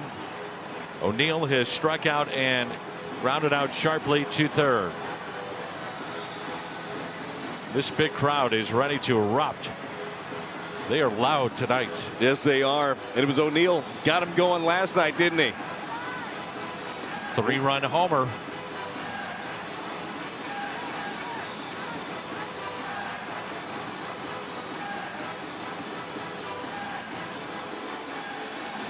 We're talking about it. Looking for a big moment. Cardinals got it. Hanging breaking ball, and Tyler O'Neill puts it in the bullpen of the Chicago Cubs. You see how easy that swing was there too from Tyler O'Neill. So much power. He doesn't have to let it fly every single time. He's got pop, easy pop. Maybe another big moment. First pitch low, and ball one. Paul DeJong on deck. We're in the sixth of a 3-1 Yankee lead. Now, right now, if I'm Tyler O'Neill, I'm looking for the fastball elevated. You've seen the slider, you've seen the changeup. Hasn't really shown the ability of Abreu to throw it for a strike yet. The 1-0. Another off-speed pitch. 2 balls, no strikes, and maybe something here. You get the fastball, and who knows? Gear up for it. Well, with Abreu, let it rip. Yeah, Abreu throwing the way that he does, the power of O'Neill. If he makes a mistake with a heater, this has got a chance to go a very long way.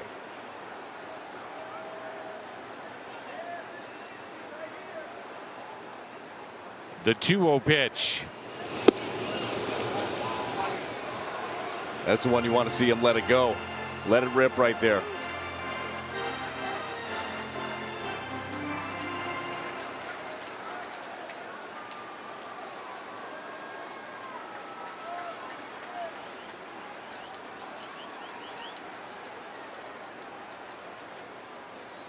The 2-1. O'Neill base hit into right. We've got a 1-run game. Goldie scores, and it's now 3-2.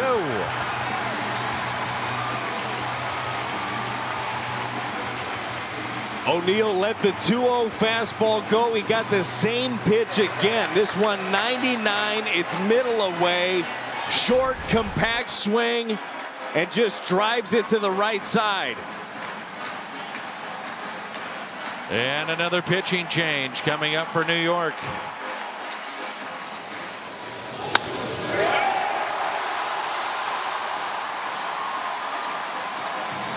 O'Neill drives in his 37th. Paul DeJong coming up. 3-2 our score, and another good one here at Busch. Tickets easier than ever on StubHub, the official partner of the Cardinals. Wide a selection of seats and prices. Look up your seat view before you purchase so you know the view of the field. Tickets available on StubHub up until the first pitch. Into the ballgame, Scott Effross. You saw him a bunch with the Cubs. Last 8 games, 7 innings, 5 hits, no runs. Making his 49th appearance overall, second with the Yankees. Appeared a couple of days ago in his Yankee debut, went 2/3 of an inning, gave up a hit but no runs. Right-handers have been actually better against Effross average-wise, 268. The lefties 127. Really is surprising with a sidewinding right-hander, good slider. Somehow able to pick him up are the right-handers. Hopefully the case here for Paul DeJong. Runners at first and second. And the first pitch is strike.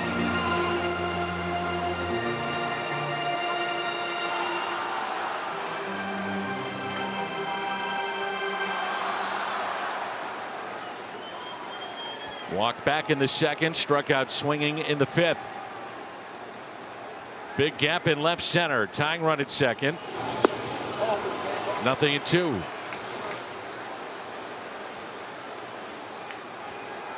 You see the wheels turning here for DeJong. He's got a couple of sliders. First one, Effross gets a call off the plate. That one swings through. The thought process here, stay back, up the middle, the other way. The 0-2. 1 ball and 2 strikes.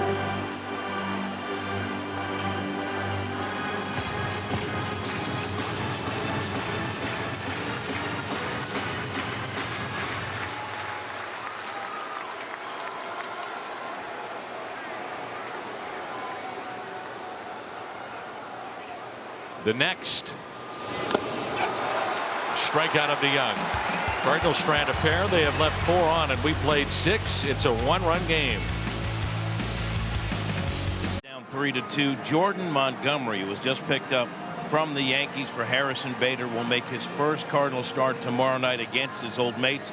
Jordan says it's not really ideal. He said it's not exactly what you want to do in your first appearance with a new organization. I know the guys will be all over me, but I'm a competitor, and I know I'll get out there and I'll shake off the nerves. Danny, Jordan says he's enjoying his new surroundings in St. Louis, but he's still getting adjusted. All right, Jimmy, thank you. Really will be interesting to see that. How odd do you think that would be if you were in, you've done that in his shoes? I think it's going to be very, very odd. And when you think about the whirlwind of emotions anyhow, you get traded. It's not like Montgomery was a guy that you heard his name a lot. You knew he was going to be on the block and he was already packed. Like, I'm sure this one caught him by surprise. Then just an oddity of the schedule that the Yankees are coming to Busch Stadium, and that's who you're going to face. It's going to be weird, but the big part there that Jim Hayes talked about is the fact that he's a competitor. And this guy is going to go out there. He's going to dial in. Once you get on the mound, it's me versus you. It's not best friends, let's smile. I go back to the point earlier I made, which is they traded you. So go get them. Yeah, maybe there's a little edge there. Yeah. The 1-1 to Hicks. A strike on the inside corner. He is walked back in the second and grounded out. How about this tight slider here from Andre Palante? Really ties him up. Doesn't move a ton, but doesn't have to. Just gets in there.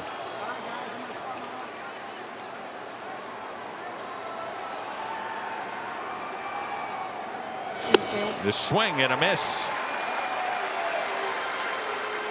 So Palante gets his second strikeout. He came in with nobody out and 1 on back in the 5th in relief of Hudson. Gotta like what you're seeing again. This time he elevates with the 4-seam, gets in with the cutter for strike 2, and then goes up in the zone.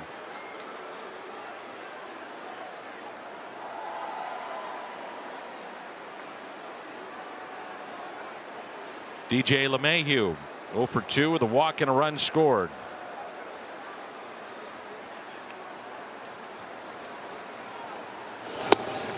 And the first pitch is strike. Jim is incredible. Jim Hayes. He was able to give us that report and then start the wave.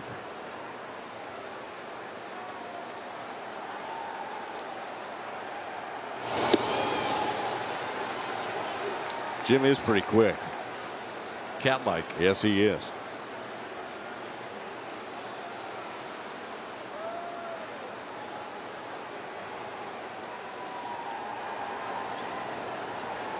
And the 1-1 ground ball hit to second baseman Tommy Edman.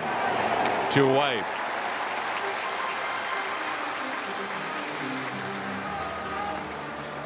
Six in a row set down by Palante.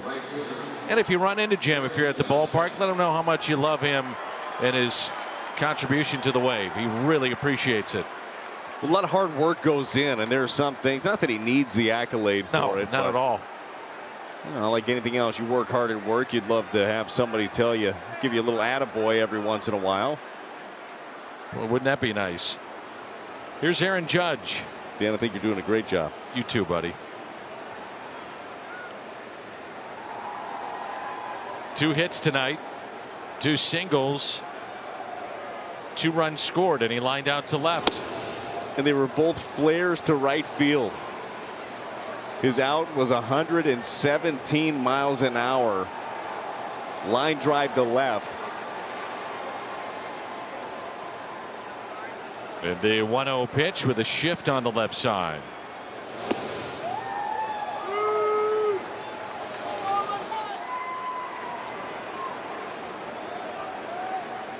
It is August 5th, and Judge has 93 runs batted in. Oh, and 43 home runs. 2-1.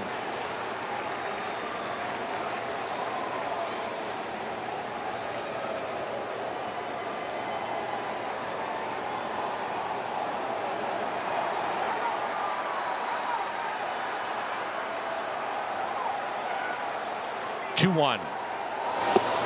3-1 with Matt Carpenter on deck.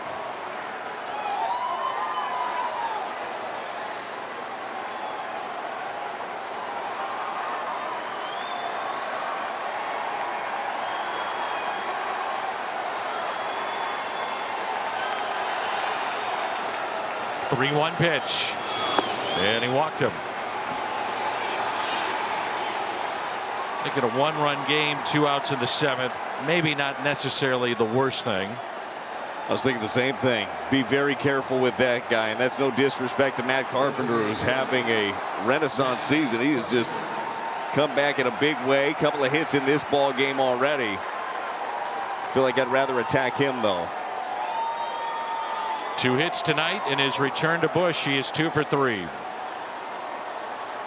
Both singles to right field.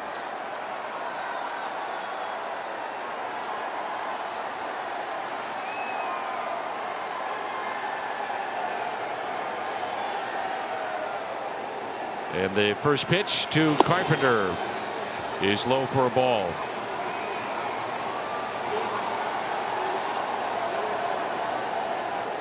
Sure, it had to be tough in that first at bat, control his emotions, and he had seen it time and again with Yachty stepping out, with other players that have come through St. Louis. He knew it was coming. I'm sure you've seen it before and you think, oh, I'd be able to handle that. That's fine. Then the emotions get you a little bit. And the 1-0. It really is, to me, it's great to see those human moments. Here's somebody talk about an organization or their time in a city, as he was doing with the media before the game, talking about his family, his young kids, bringing them back to St. Louis. Got a little emotional there. Just saw a smile to Yachty when The Last Dance was out. I interviewed Matt Carpenter during the shutdown, and he said, he goes, Dan, have you watched The Last Dance? I said, I think the entire world has, but yeah, yes. We've got nothing else. We got nothing else to do, so yes, I've seen it. He said, that's Yadier Molina. He said, you see how Jordan is and how competitive he is, the way he gets after his teammates to be the best they can be, and his desire to win. He said, every time I'm watching this, all I can think about is Yadier Molina. You know, another key component of that, which absolutely hits home with Yadier Molina, is always looking for a slight. Yeah. Wherever it may be. Yachty is one of the best catchers to ever play the game of baseball. He's got a Cooperstown-bound career, but he's always looking for some sort of edge, that chip on his shoulder.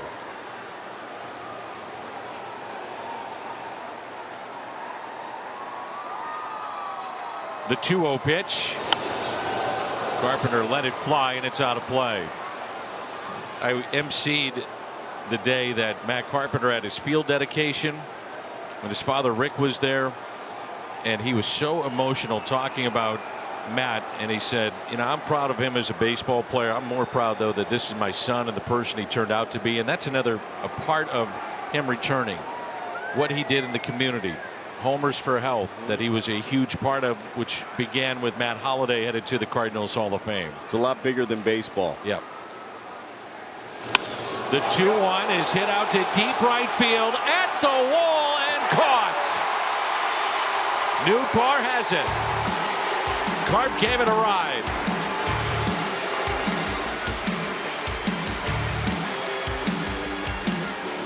St. Louis Cardinals baseball on Valley Sports Midwest, brought to you by Siteman Cancer Center, national leaders in cancer, and presented by Budweiser. This Bud's for you.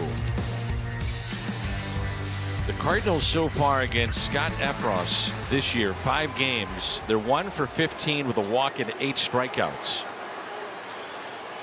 He was able to get the final out to Young with the tying run in scoring position back in the 6th inning.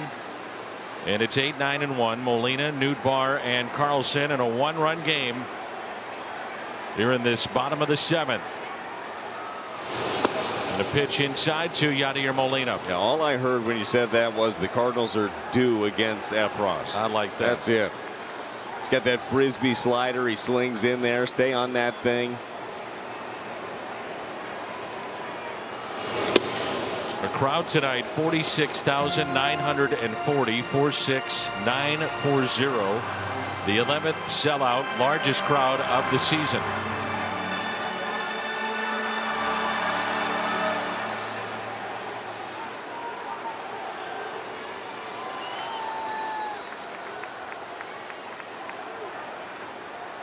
Shift on the left side. 3-0. Gateway Honda home run inning. Cardinals hit a home run. The Gateway Honda dealers donate $1,000 to the Make-A-Wish Foundation of Missouri. Yadi can just serve it into right field. 3-0. 3-1.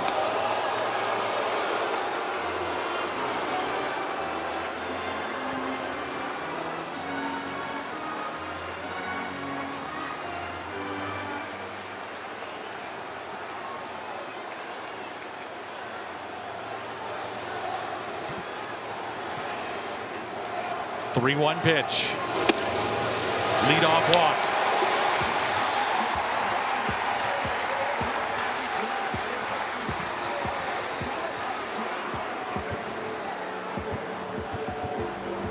Cardinals have received 5 walks in the game.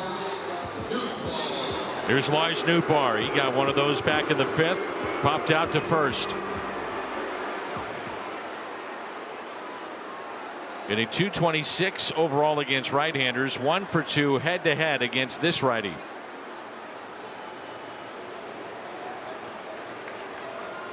Third baseman is in. Donaldson, that's off the plate for ball 1.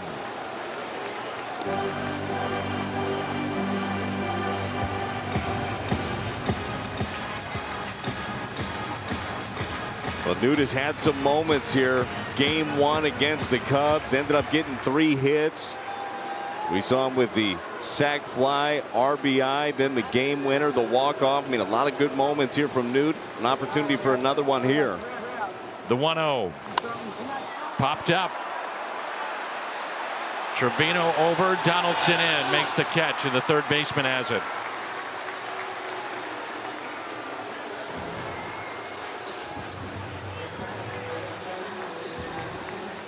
Jonathan Loaisiga is getting loose in the bullpen. Right-hander for Aaron Boone. They carry 6 righties, 3 lefties. One of those lefties, Aroldis Chapman.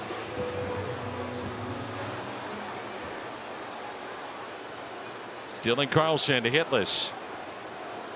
Grounded out to second, hit a soft liner to second, and flied out to right.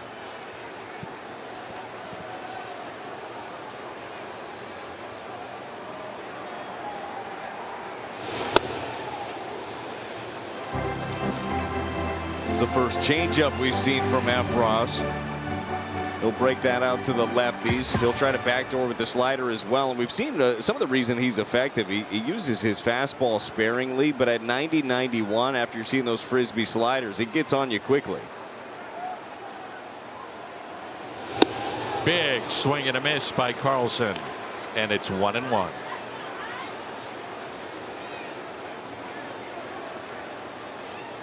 To me, that's the pitch that ends up putting the Cardinals ahead. It's that slider that ends up going down and in to Dylan Carlson if he throws it again.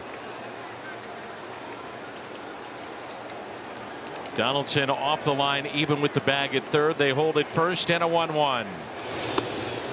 Pulled the string again. It's a really nice pitch off of the slider. You have the slider before that is starting off the plate, comes in, catches the middle, then the changeup that starts middle and goes away.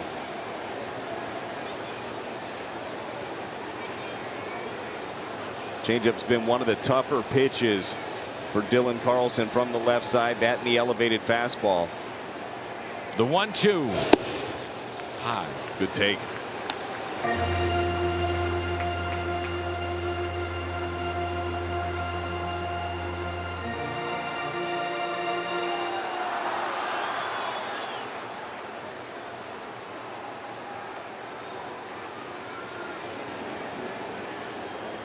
And the 2-2.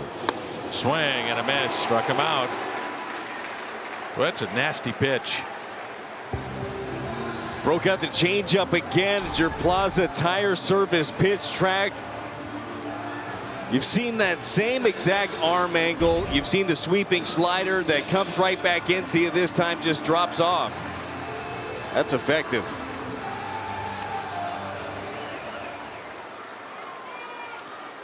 Second strikeout for Efros.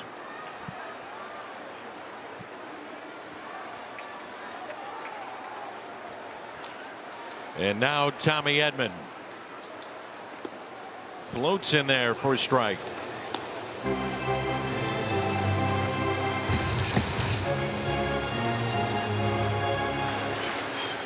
Former Yankee Giovanni Gallegos beginning to throw in the St. Louis bullpen. He was part of the Luke Voit deal. A 1 pitch. Voit was with the Yankees, San Diego, and then part of the Soto deal that sends him to Washington. Well, how about Efros in this at bat? Goes backdoor slider on the first pitch and then spots up a 4-seam up and in. 0-2 the count. And the next to Tommy Edman. It's really easy for me to say this. Oh, Tommy, just let it hit you. Hang in there. Dorn, this guy used to pitch it close, didn't he? I don't know how I missed him. Wow. It's as close as it can get. Well, you go in like that, chances are he's going to try to go away. This changeup. You've got that left side open with the shift. Can Tommy just drive the ball the other way? And the 1-2 pitch on the ground to the shortstop, Kiner Falefa. Cardinals strand their 5th runner. We move to the 8th in a 1-run game. 3-2 Yankees with the lead over the Cardinals. Cortez went 5 1/3, 1 hit. Carpenter in his return, 2 for 4, couple of singles. Hudson 4+, and Tyler O'Neill 1 for 3.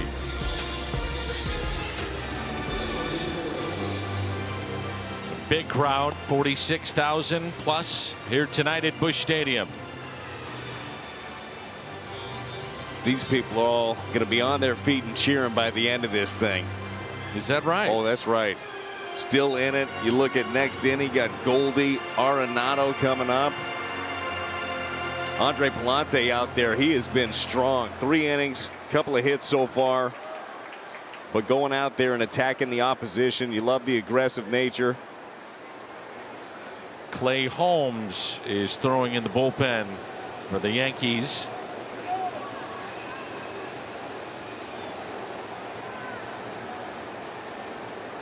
Here's Gleyber Torres. First pitch in the air to right field. Newt. 1 away.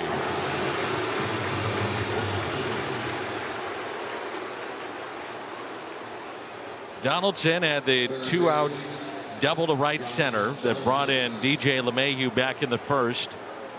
And then a base hit to center that brought in Aaron Judge in the third. And he struck out, part of a strike him out, throw him out double play in the 5th. 2 for 3.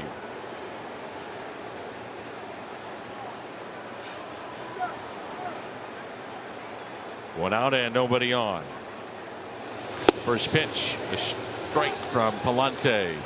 But Andre Palante, he's come in and kept the Cardinals right in this game. Just calmed it down. There was so much traffic early on in this ball game. A lot of counts fallen behind by Dakota Hudson. I think Palante's done a nice job. And I think Hudson overall, with all the traffic that was out there, he did a good job of limiting the damage.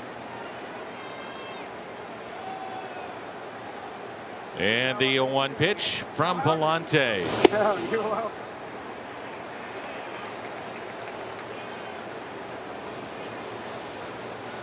So Hudson 4+, 3 runs, 7 hits, struck out 2 and walked 2.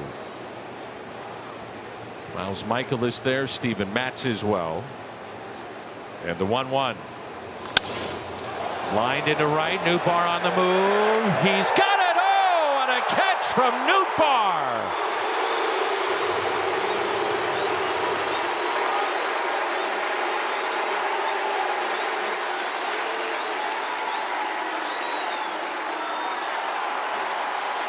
It is safe to say we've got ourselves a new fan favorite in Newt. This ball is crushed out here to right field. Newt goes back on it, makes a good jumping play.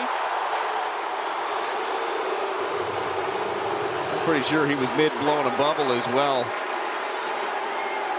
That's when you know it's a really good play. That takes it over the top. It really does. Concentration.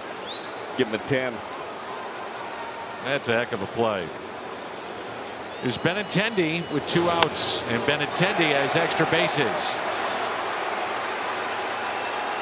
Into the corner and right. And a 2-out double. Standing up. Just his second Yankee hit. 1 for 4 on the night. He's saying, hey, give me the ball. I need that. It has been tough. Breaking ball. Trying to go away with this one and ends up in. You talked about it earlier, the struggles that Benintendi has had so far as a Yankee, trying to get anything going in his direction.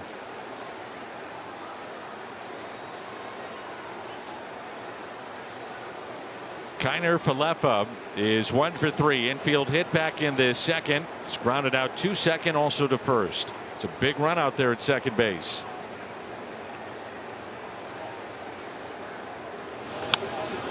There's strike 1.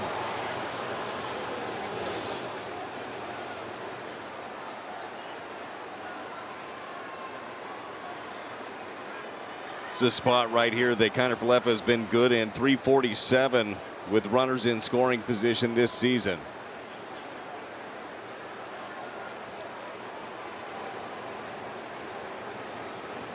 And the 0-1 pitch from Palante. Long look. Steps off. Benintendi, first extra base hit as a Yankee, and the first since July 12th against Detroit. Span of 14 games he's at second base.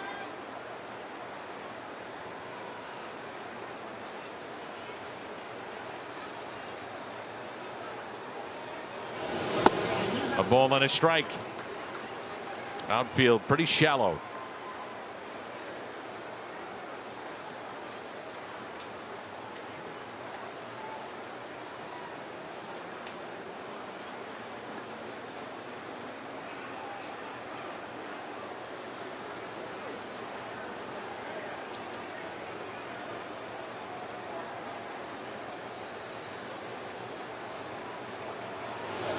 Off the plate.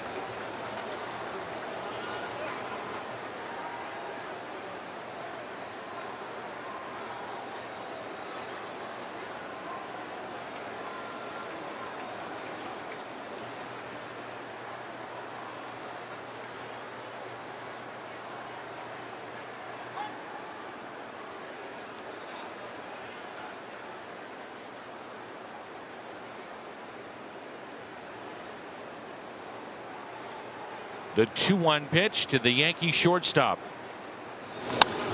Popped foul out of play.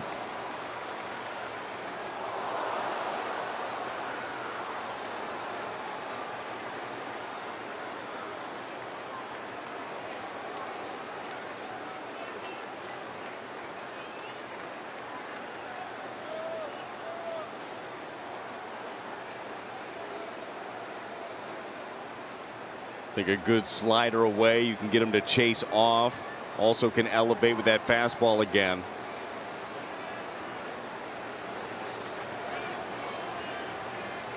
And Palante, another check on the runner.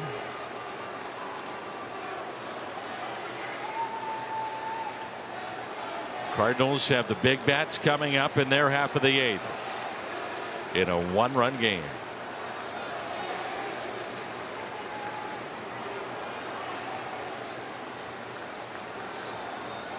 The 2-2 inside.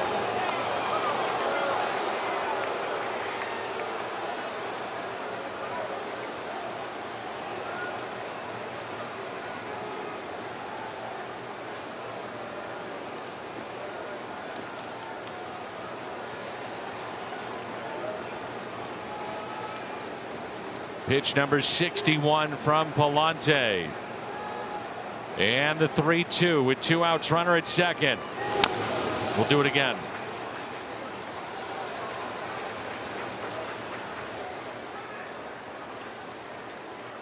Cardinals have Goldie, Arenado, and Gorman looking ahead to the 8th inning. The Cardinals have 3-2 the count.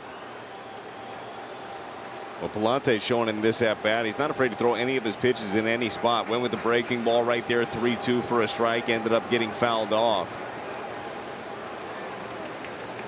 The next by Andre Palante. On its way. And he froze him, but it's called a ball inside.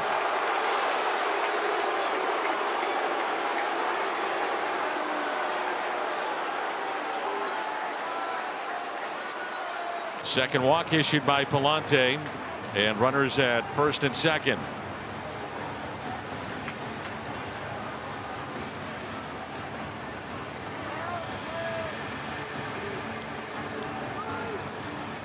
While we have a moment, quick word from Jack in the Box.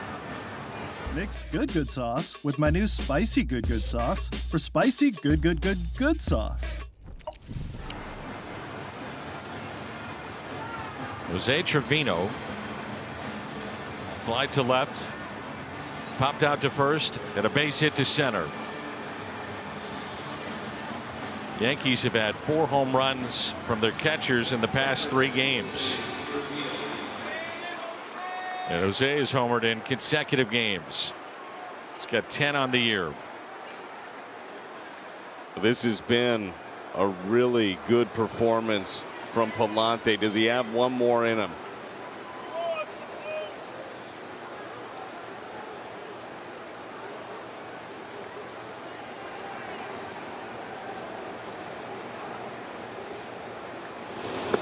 First pitch low.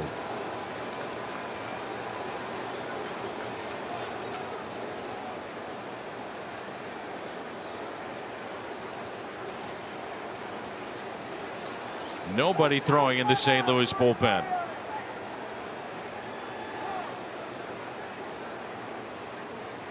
The 1-0 pitch. 2 balls, no strikes.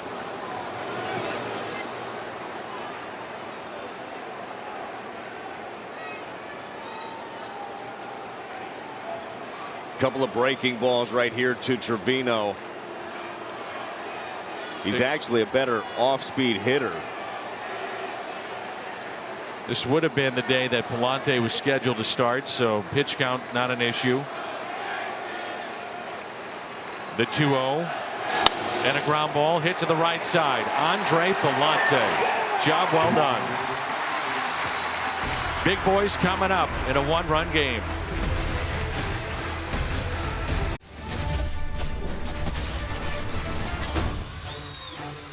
The Yankees. The return of Carp. And a couple of hits. The lefty Cortez.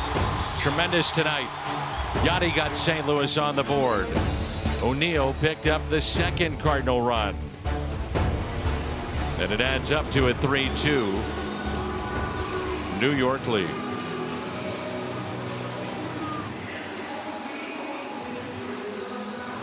Clay Holmes, our Chevy, called to the pen. This guy has had one heck of a year. 46th appearance. It's been 5 days ago that he pitched. That was against the Royals, 2/3 of an inning. But didn't allow a home run to Sal Perez in the 9th. It was a blown save and a loss. Gave up 3 earned in that game.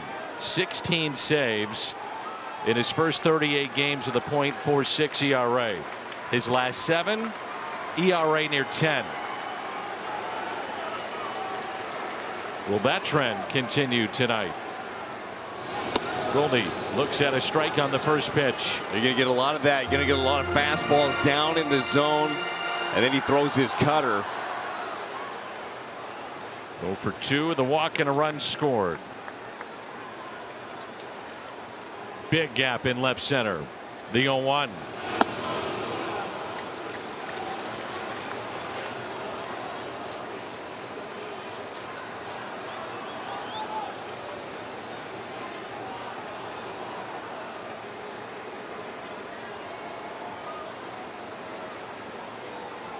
One ball and one strike.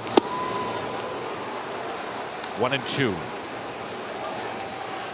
You mentioned the recent struggles of Holmes, but if you're the Pirates, they traded him over last year to the Yankees. He had an ERA of 5.57, parts of 4 years. The Yankees got a 1.71. They found something, they saw a skill set they like and tweaked it. Back to Holmes. And the first out.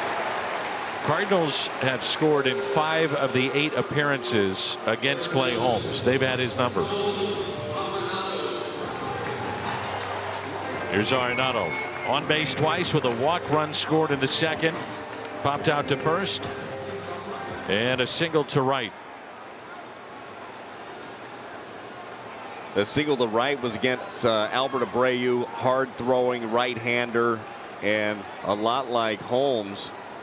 Goes away with that heater. Arenado stayed right on it, drove it that way. He's 1 for 3 with the walk against Holmes. And the first pitch off the plate for a ball.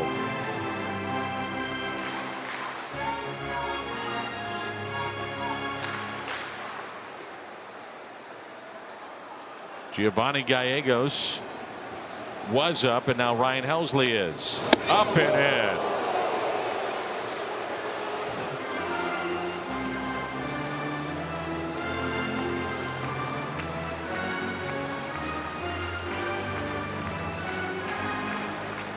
You see that pitch, you know he's going to go right back away. And the 2-0 pitch. 97 outside, 2-1.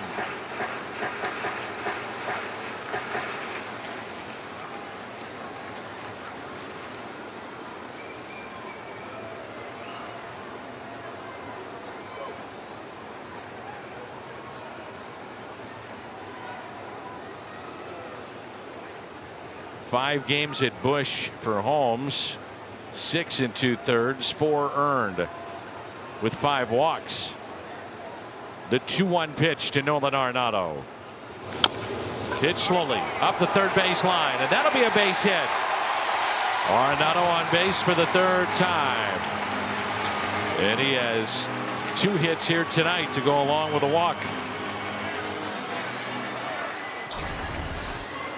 You'll take it however you can get it. This one, it was a fastball down and away at 95 mile an hour, a sinker. Got his ground ball, but nobody's getting to this. Against Nolan Arenado, everybody is playing deep. You're used to him crushing everything.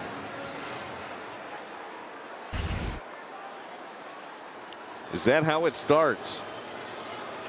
4 hits for the Cardinals. Nolan with 2. And here is Gorman. Pinch hit for Pujols in the 6th. Struck out. And there's strike 1.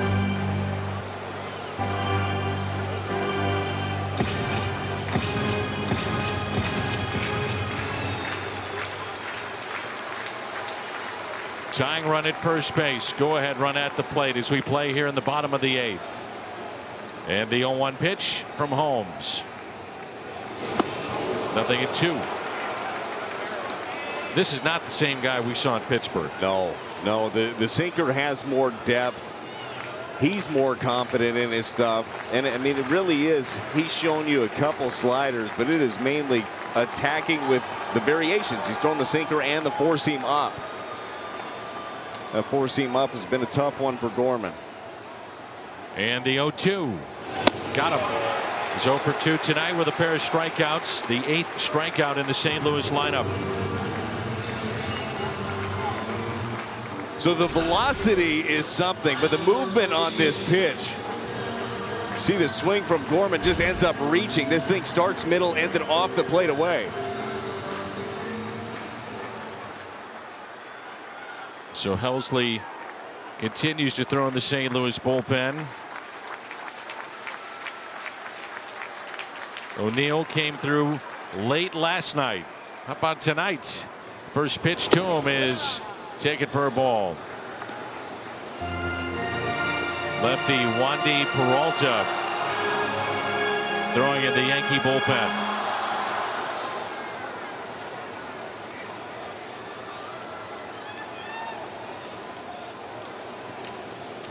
The 1-0 pitch to Tyler O'Neill. A ball and a strike.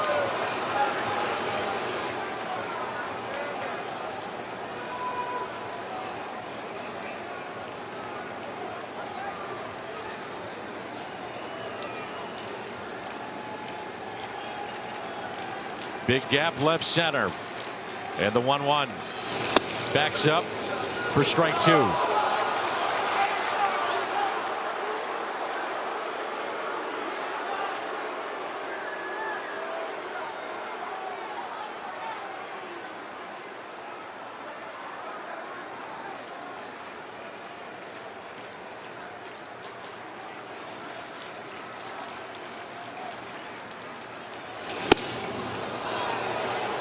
Two and two.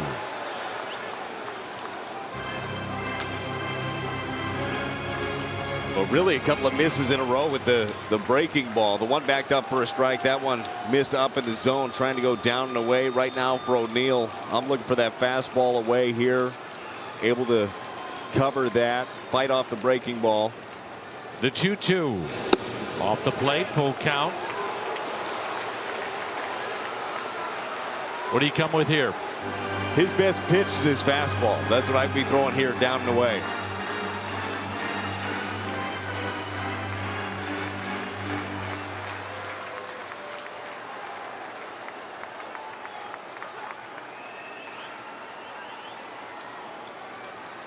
The 3-2 pitch to Tyler O'Neill. And we'll do it again.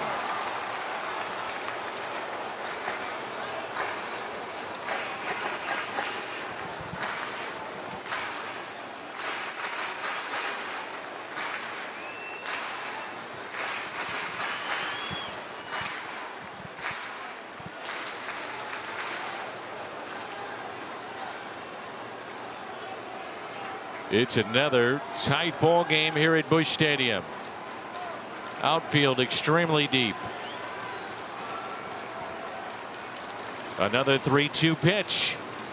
He walked him. Tying run in scoring position.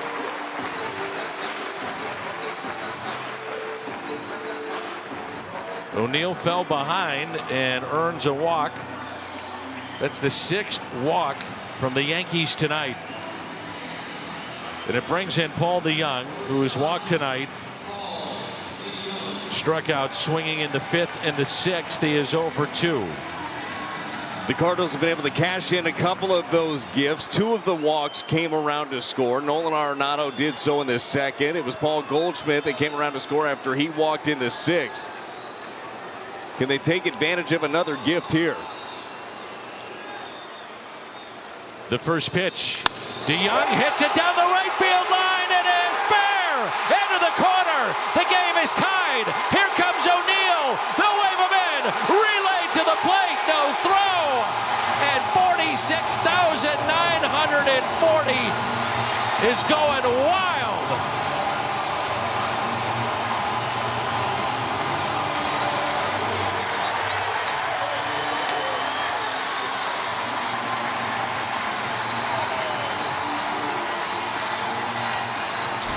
Waiting all night for the big hit. Here you go. It's a first pitch. It's a sinker away. This thing is humming in there at 96, and DeJong shoots it that way in the gap or down the line. Man, look at Nolan. Look at the smiles. This place erupting.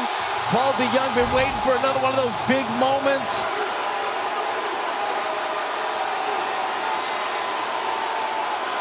Many of these fans still on their feet. DeJong, by the way, against Holmes, is now 5 for 7 with 3 doubles. And St. Louis has their first lead.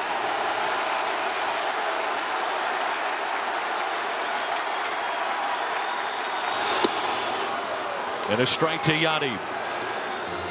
A single to center to bring in Arenado for the Cardinals' first run in the second.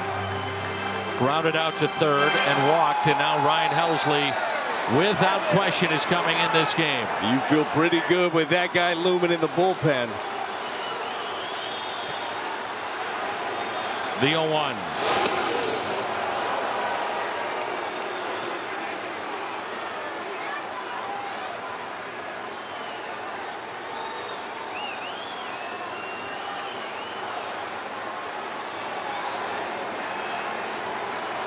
Four 3 St. Louis. The 1-1. 1-2. You look at this inning, Dan. It was the little dribbler from Nolan Arenado that got it started. Tyler O'Neill worked the walk, and then the big swing of the bat by Paul DeJong. I think Yachty's got a little something too. We've seen this so many times. Him battling, take a pitch away. Right side base hit.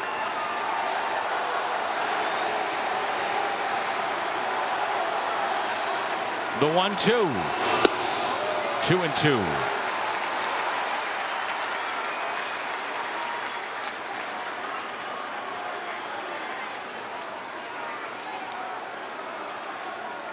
Just his 5th double of the year, and DeJong has put the Cardinals on top against New York.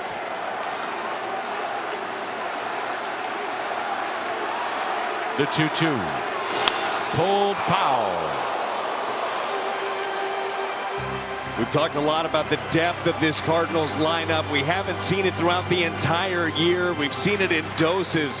But Paul DeJong has got a chance to be a big part of what Ollie Marmol, the Cardinals, are trying to do here.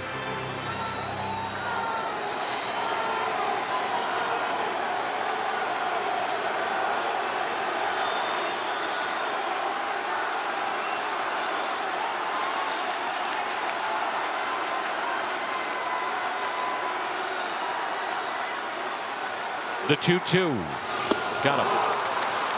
Paul DeJong with a double into the corner in right to score 2. And the Cardinals have their first lead of the night. Great numbers against Clay Holmes. They continue here in game 1. Helsley coming on when we come back.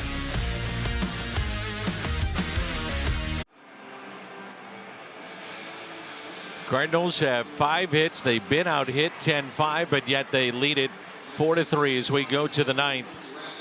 And it's Ryan Helsley coming in. Paul DeJong looking for a big moment, and the Cardinals get it off his bat. The Budweiser play of the game. Well, you know that felt good for Paul DeJong in a much-needed spot here for the Cardinals. They battled to stay tight, keep this one close. There were a lot of opportunities for the Yankees to open up a big lead early in the game. They weren't able to do it, and the Cardinals were able to get right back into it. Big thanks to Paul DeJong for getting that done. That's huge. Boy, this level, it is the little things. And as you talked about, Brad, Yankees in this game issued 6 walks, and 3 of the 6 have come around to score. And how about Andre Palante in this game with the 4 scoreless innings to make sure the Cardinals stayed in it. And now it's a chance to take game 1 with Ryan Helsley in, making his 36th appearance. Pitched yesterday in game 1 of the doubleheader. Win an inning, couple of strikeouts, 15 pitches. His last 10 games, he's allowed just 5 hits.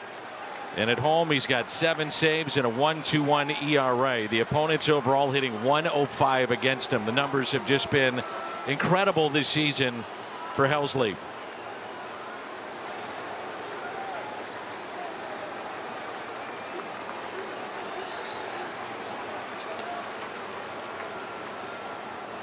It's Aaron Hicks. And the first pitch, a strike.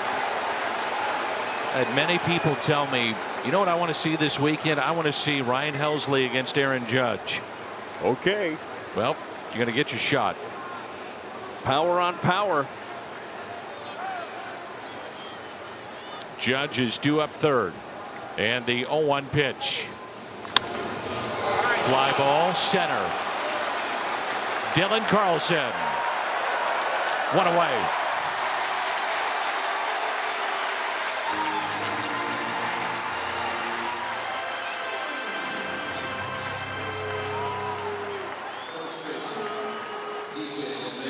DJ LeMahieu 0 for 3 with a walk and a run scored.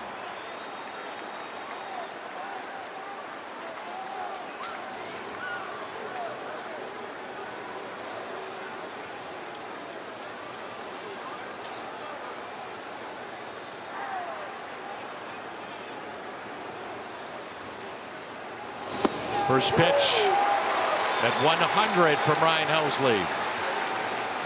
LeMahieu in a spot where he generally takes strike one, especially against the fastball late in the game, trying to ambush a heater up in the zone, and Helsley spots one down.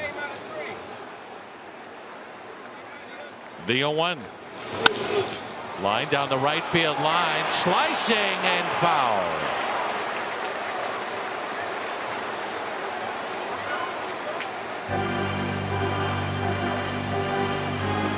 Yankees 21-13 in one-run games. The Cardinals 14-13 in one-run games.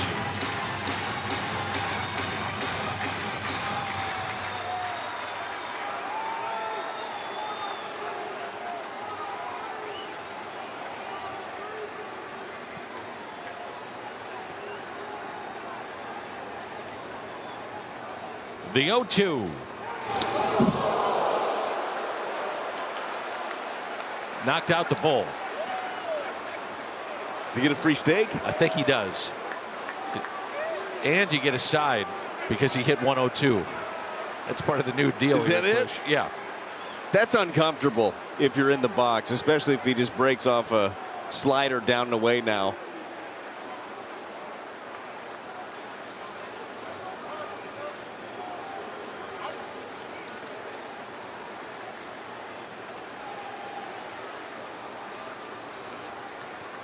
The 1-2 gets a little bit even more so uncomfortable. Well, you could tell with that, the way that LeMahieu took that, it's upstairs, it's in, but it's not as far in as he made it look. He's looking away. He was really trying to be out there. LeMahieu, again, he's won 2 batting titles. This guy knows what he's doing up there, not afraid to go the other way with the ball. So doubling up in might not be the worst idea.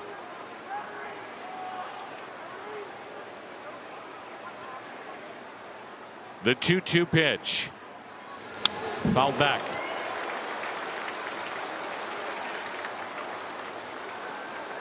This guy can hit. Batting champion. Remember, he was a former Cub at one point. DJ LeMahieu. Yeah, he was good. 2 batting titles, as you mentioned, 2016 and 2020 in the shortened season. That's what he's seen in the pitch sequence. The 2-2.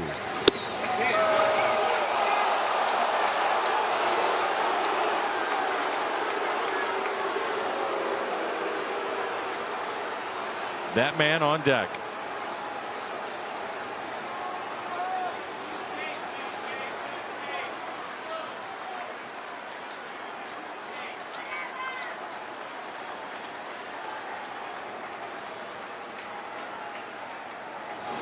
Off the plate.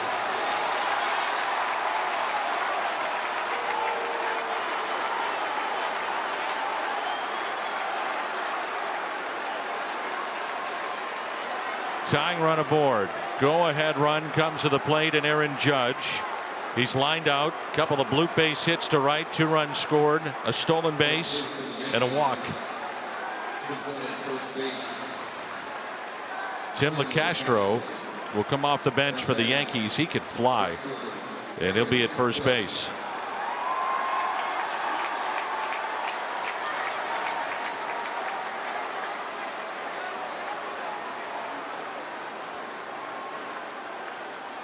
Judge has grounded into 12 double plays. Power against power, and the first pitch, a strike.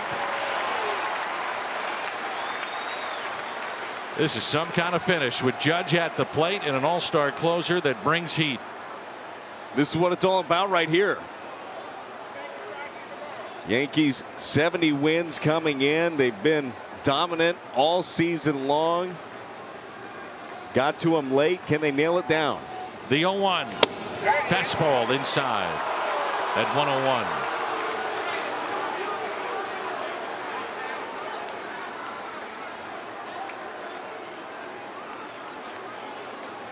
Judge looking down at his third base coach to see if they want him to bunt. It's exactly what he's doing. I don't think so.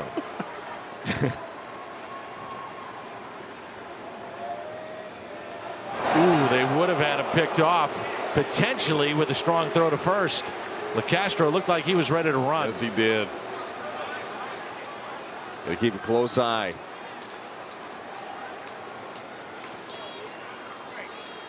He's got 6 stolen bases this year, caught 1 time. Elsley set, and the 1-1 pitch to Judge instead of check on LeCastro.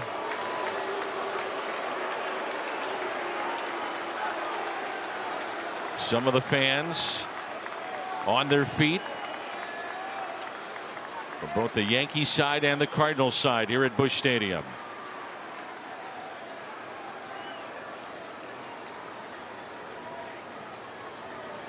And the 1-1 got underneath it. Shallow right. Edman wants it, has it, 2 away.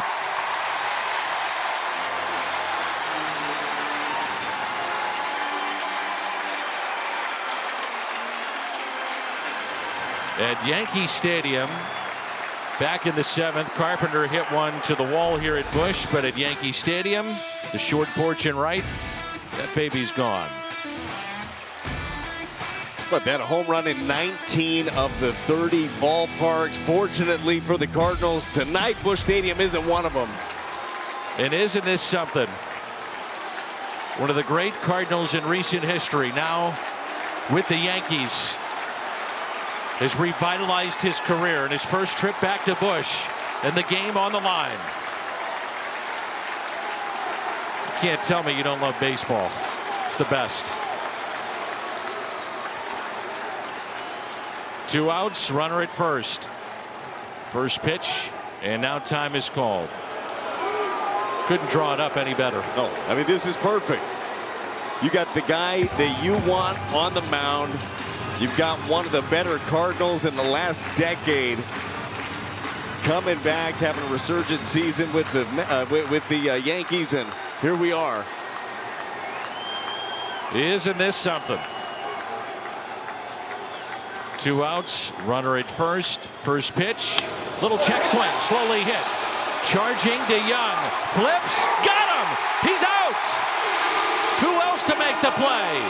The man that had the game-winning hit makes the final play at first base. Terrific. And the Cardinals win it. Went with the glove flip. Aaron Boone said maybe we look at it. I don't know. What a game. Well, they have nothing to lose, so they will challenge, and it'll be another game that comes down to a challenge here at the end. These are our favorites, Dan. Love these.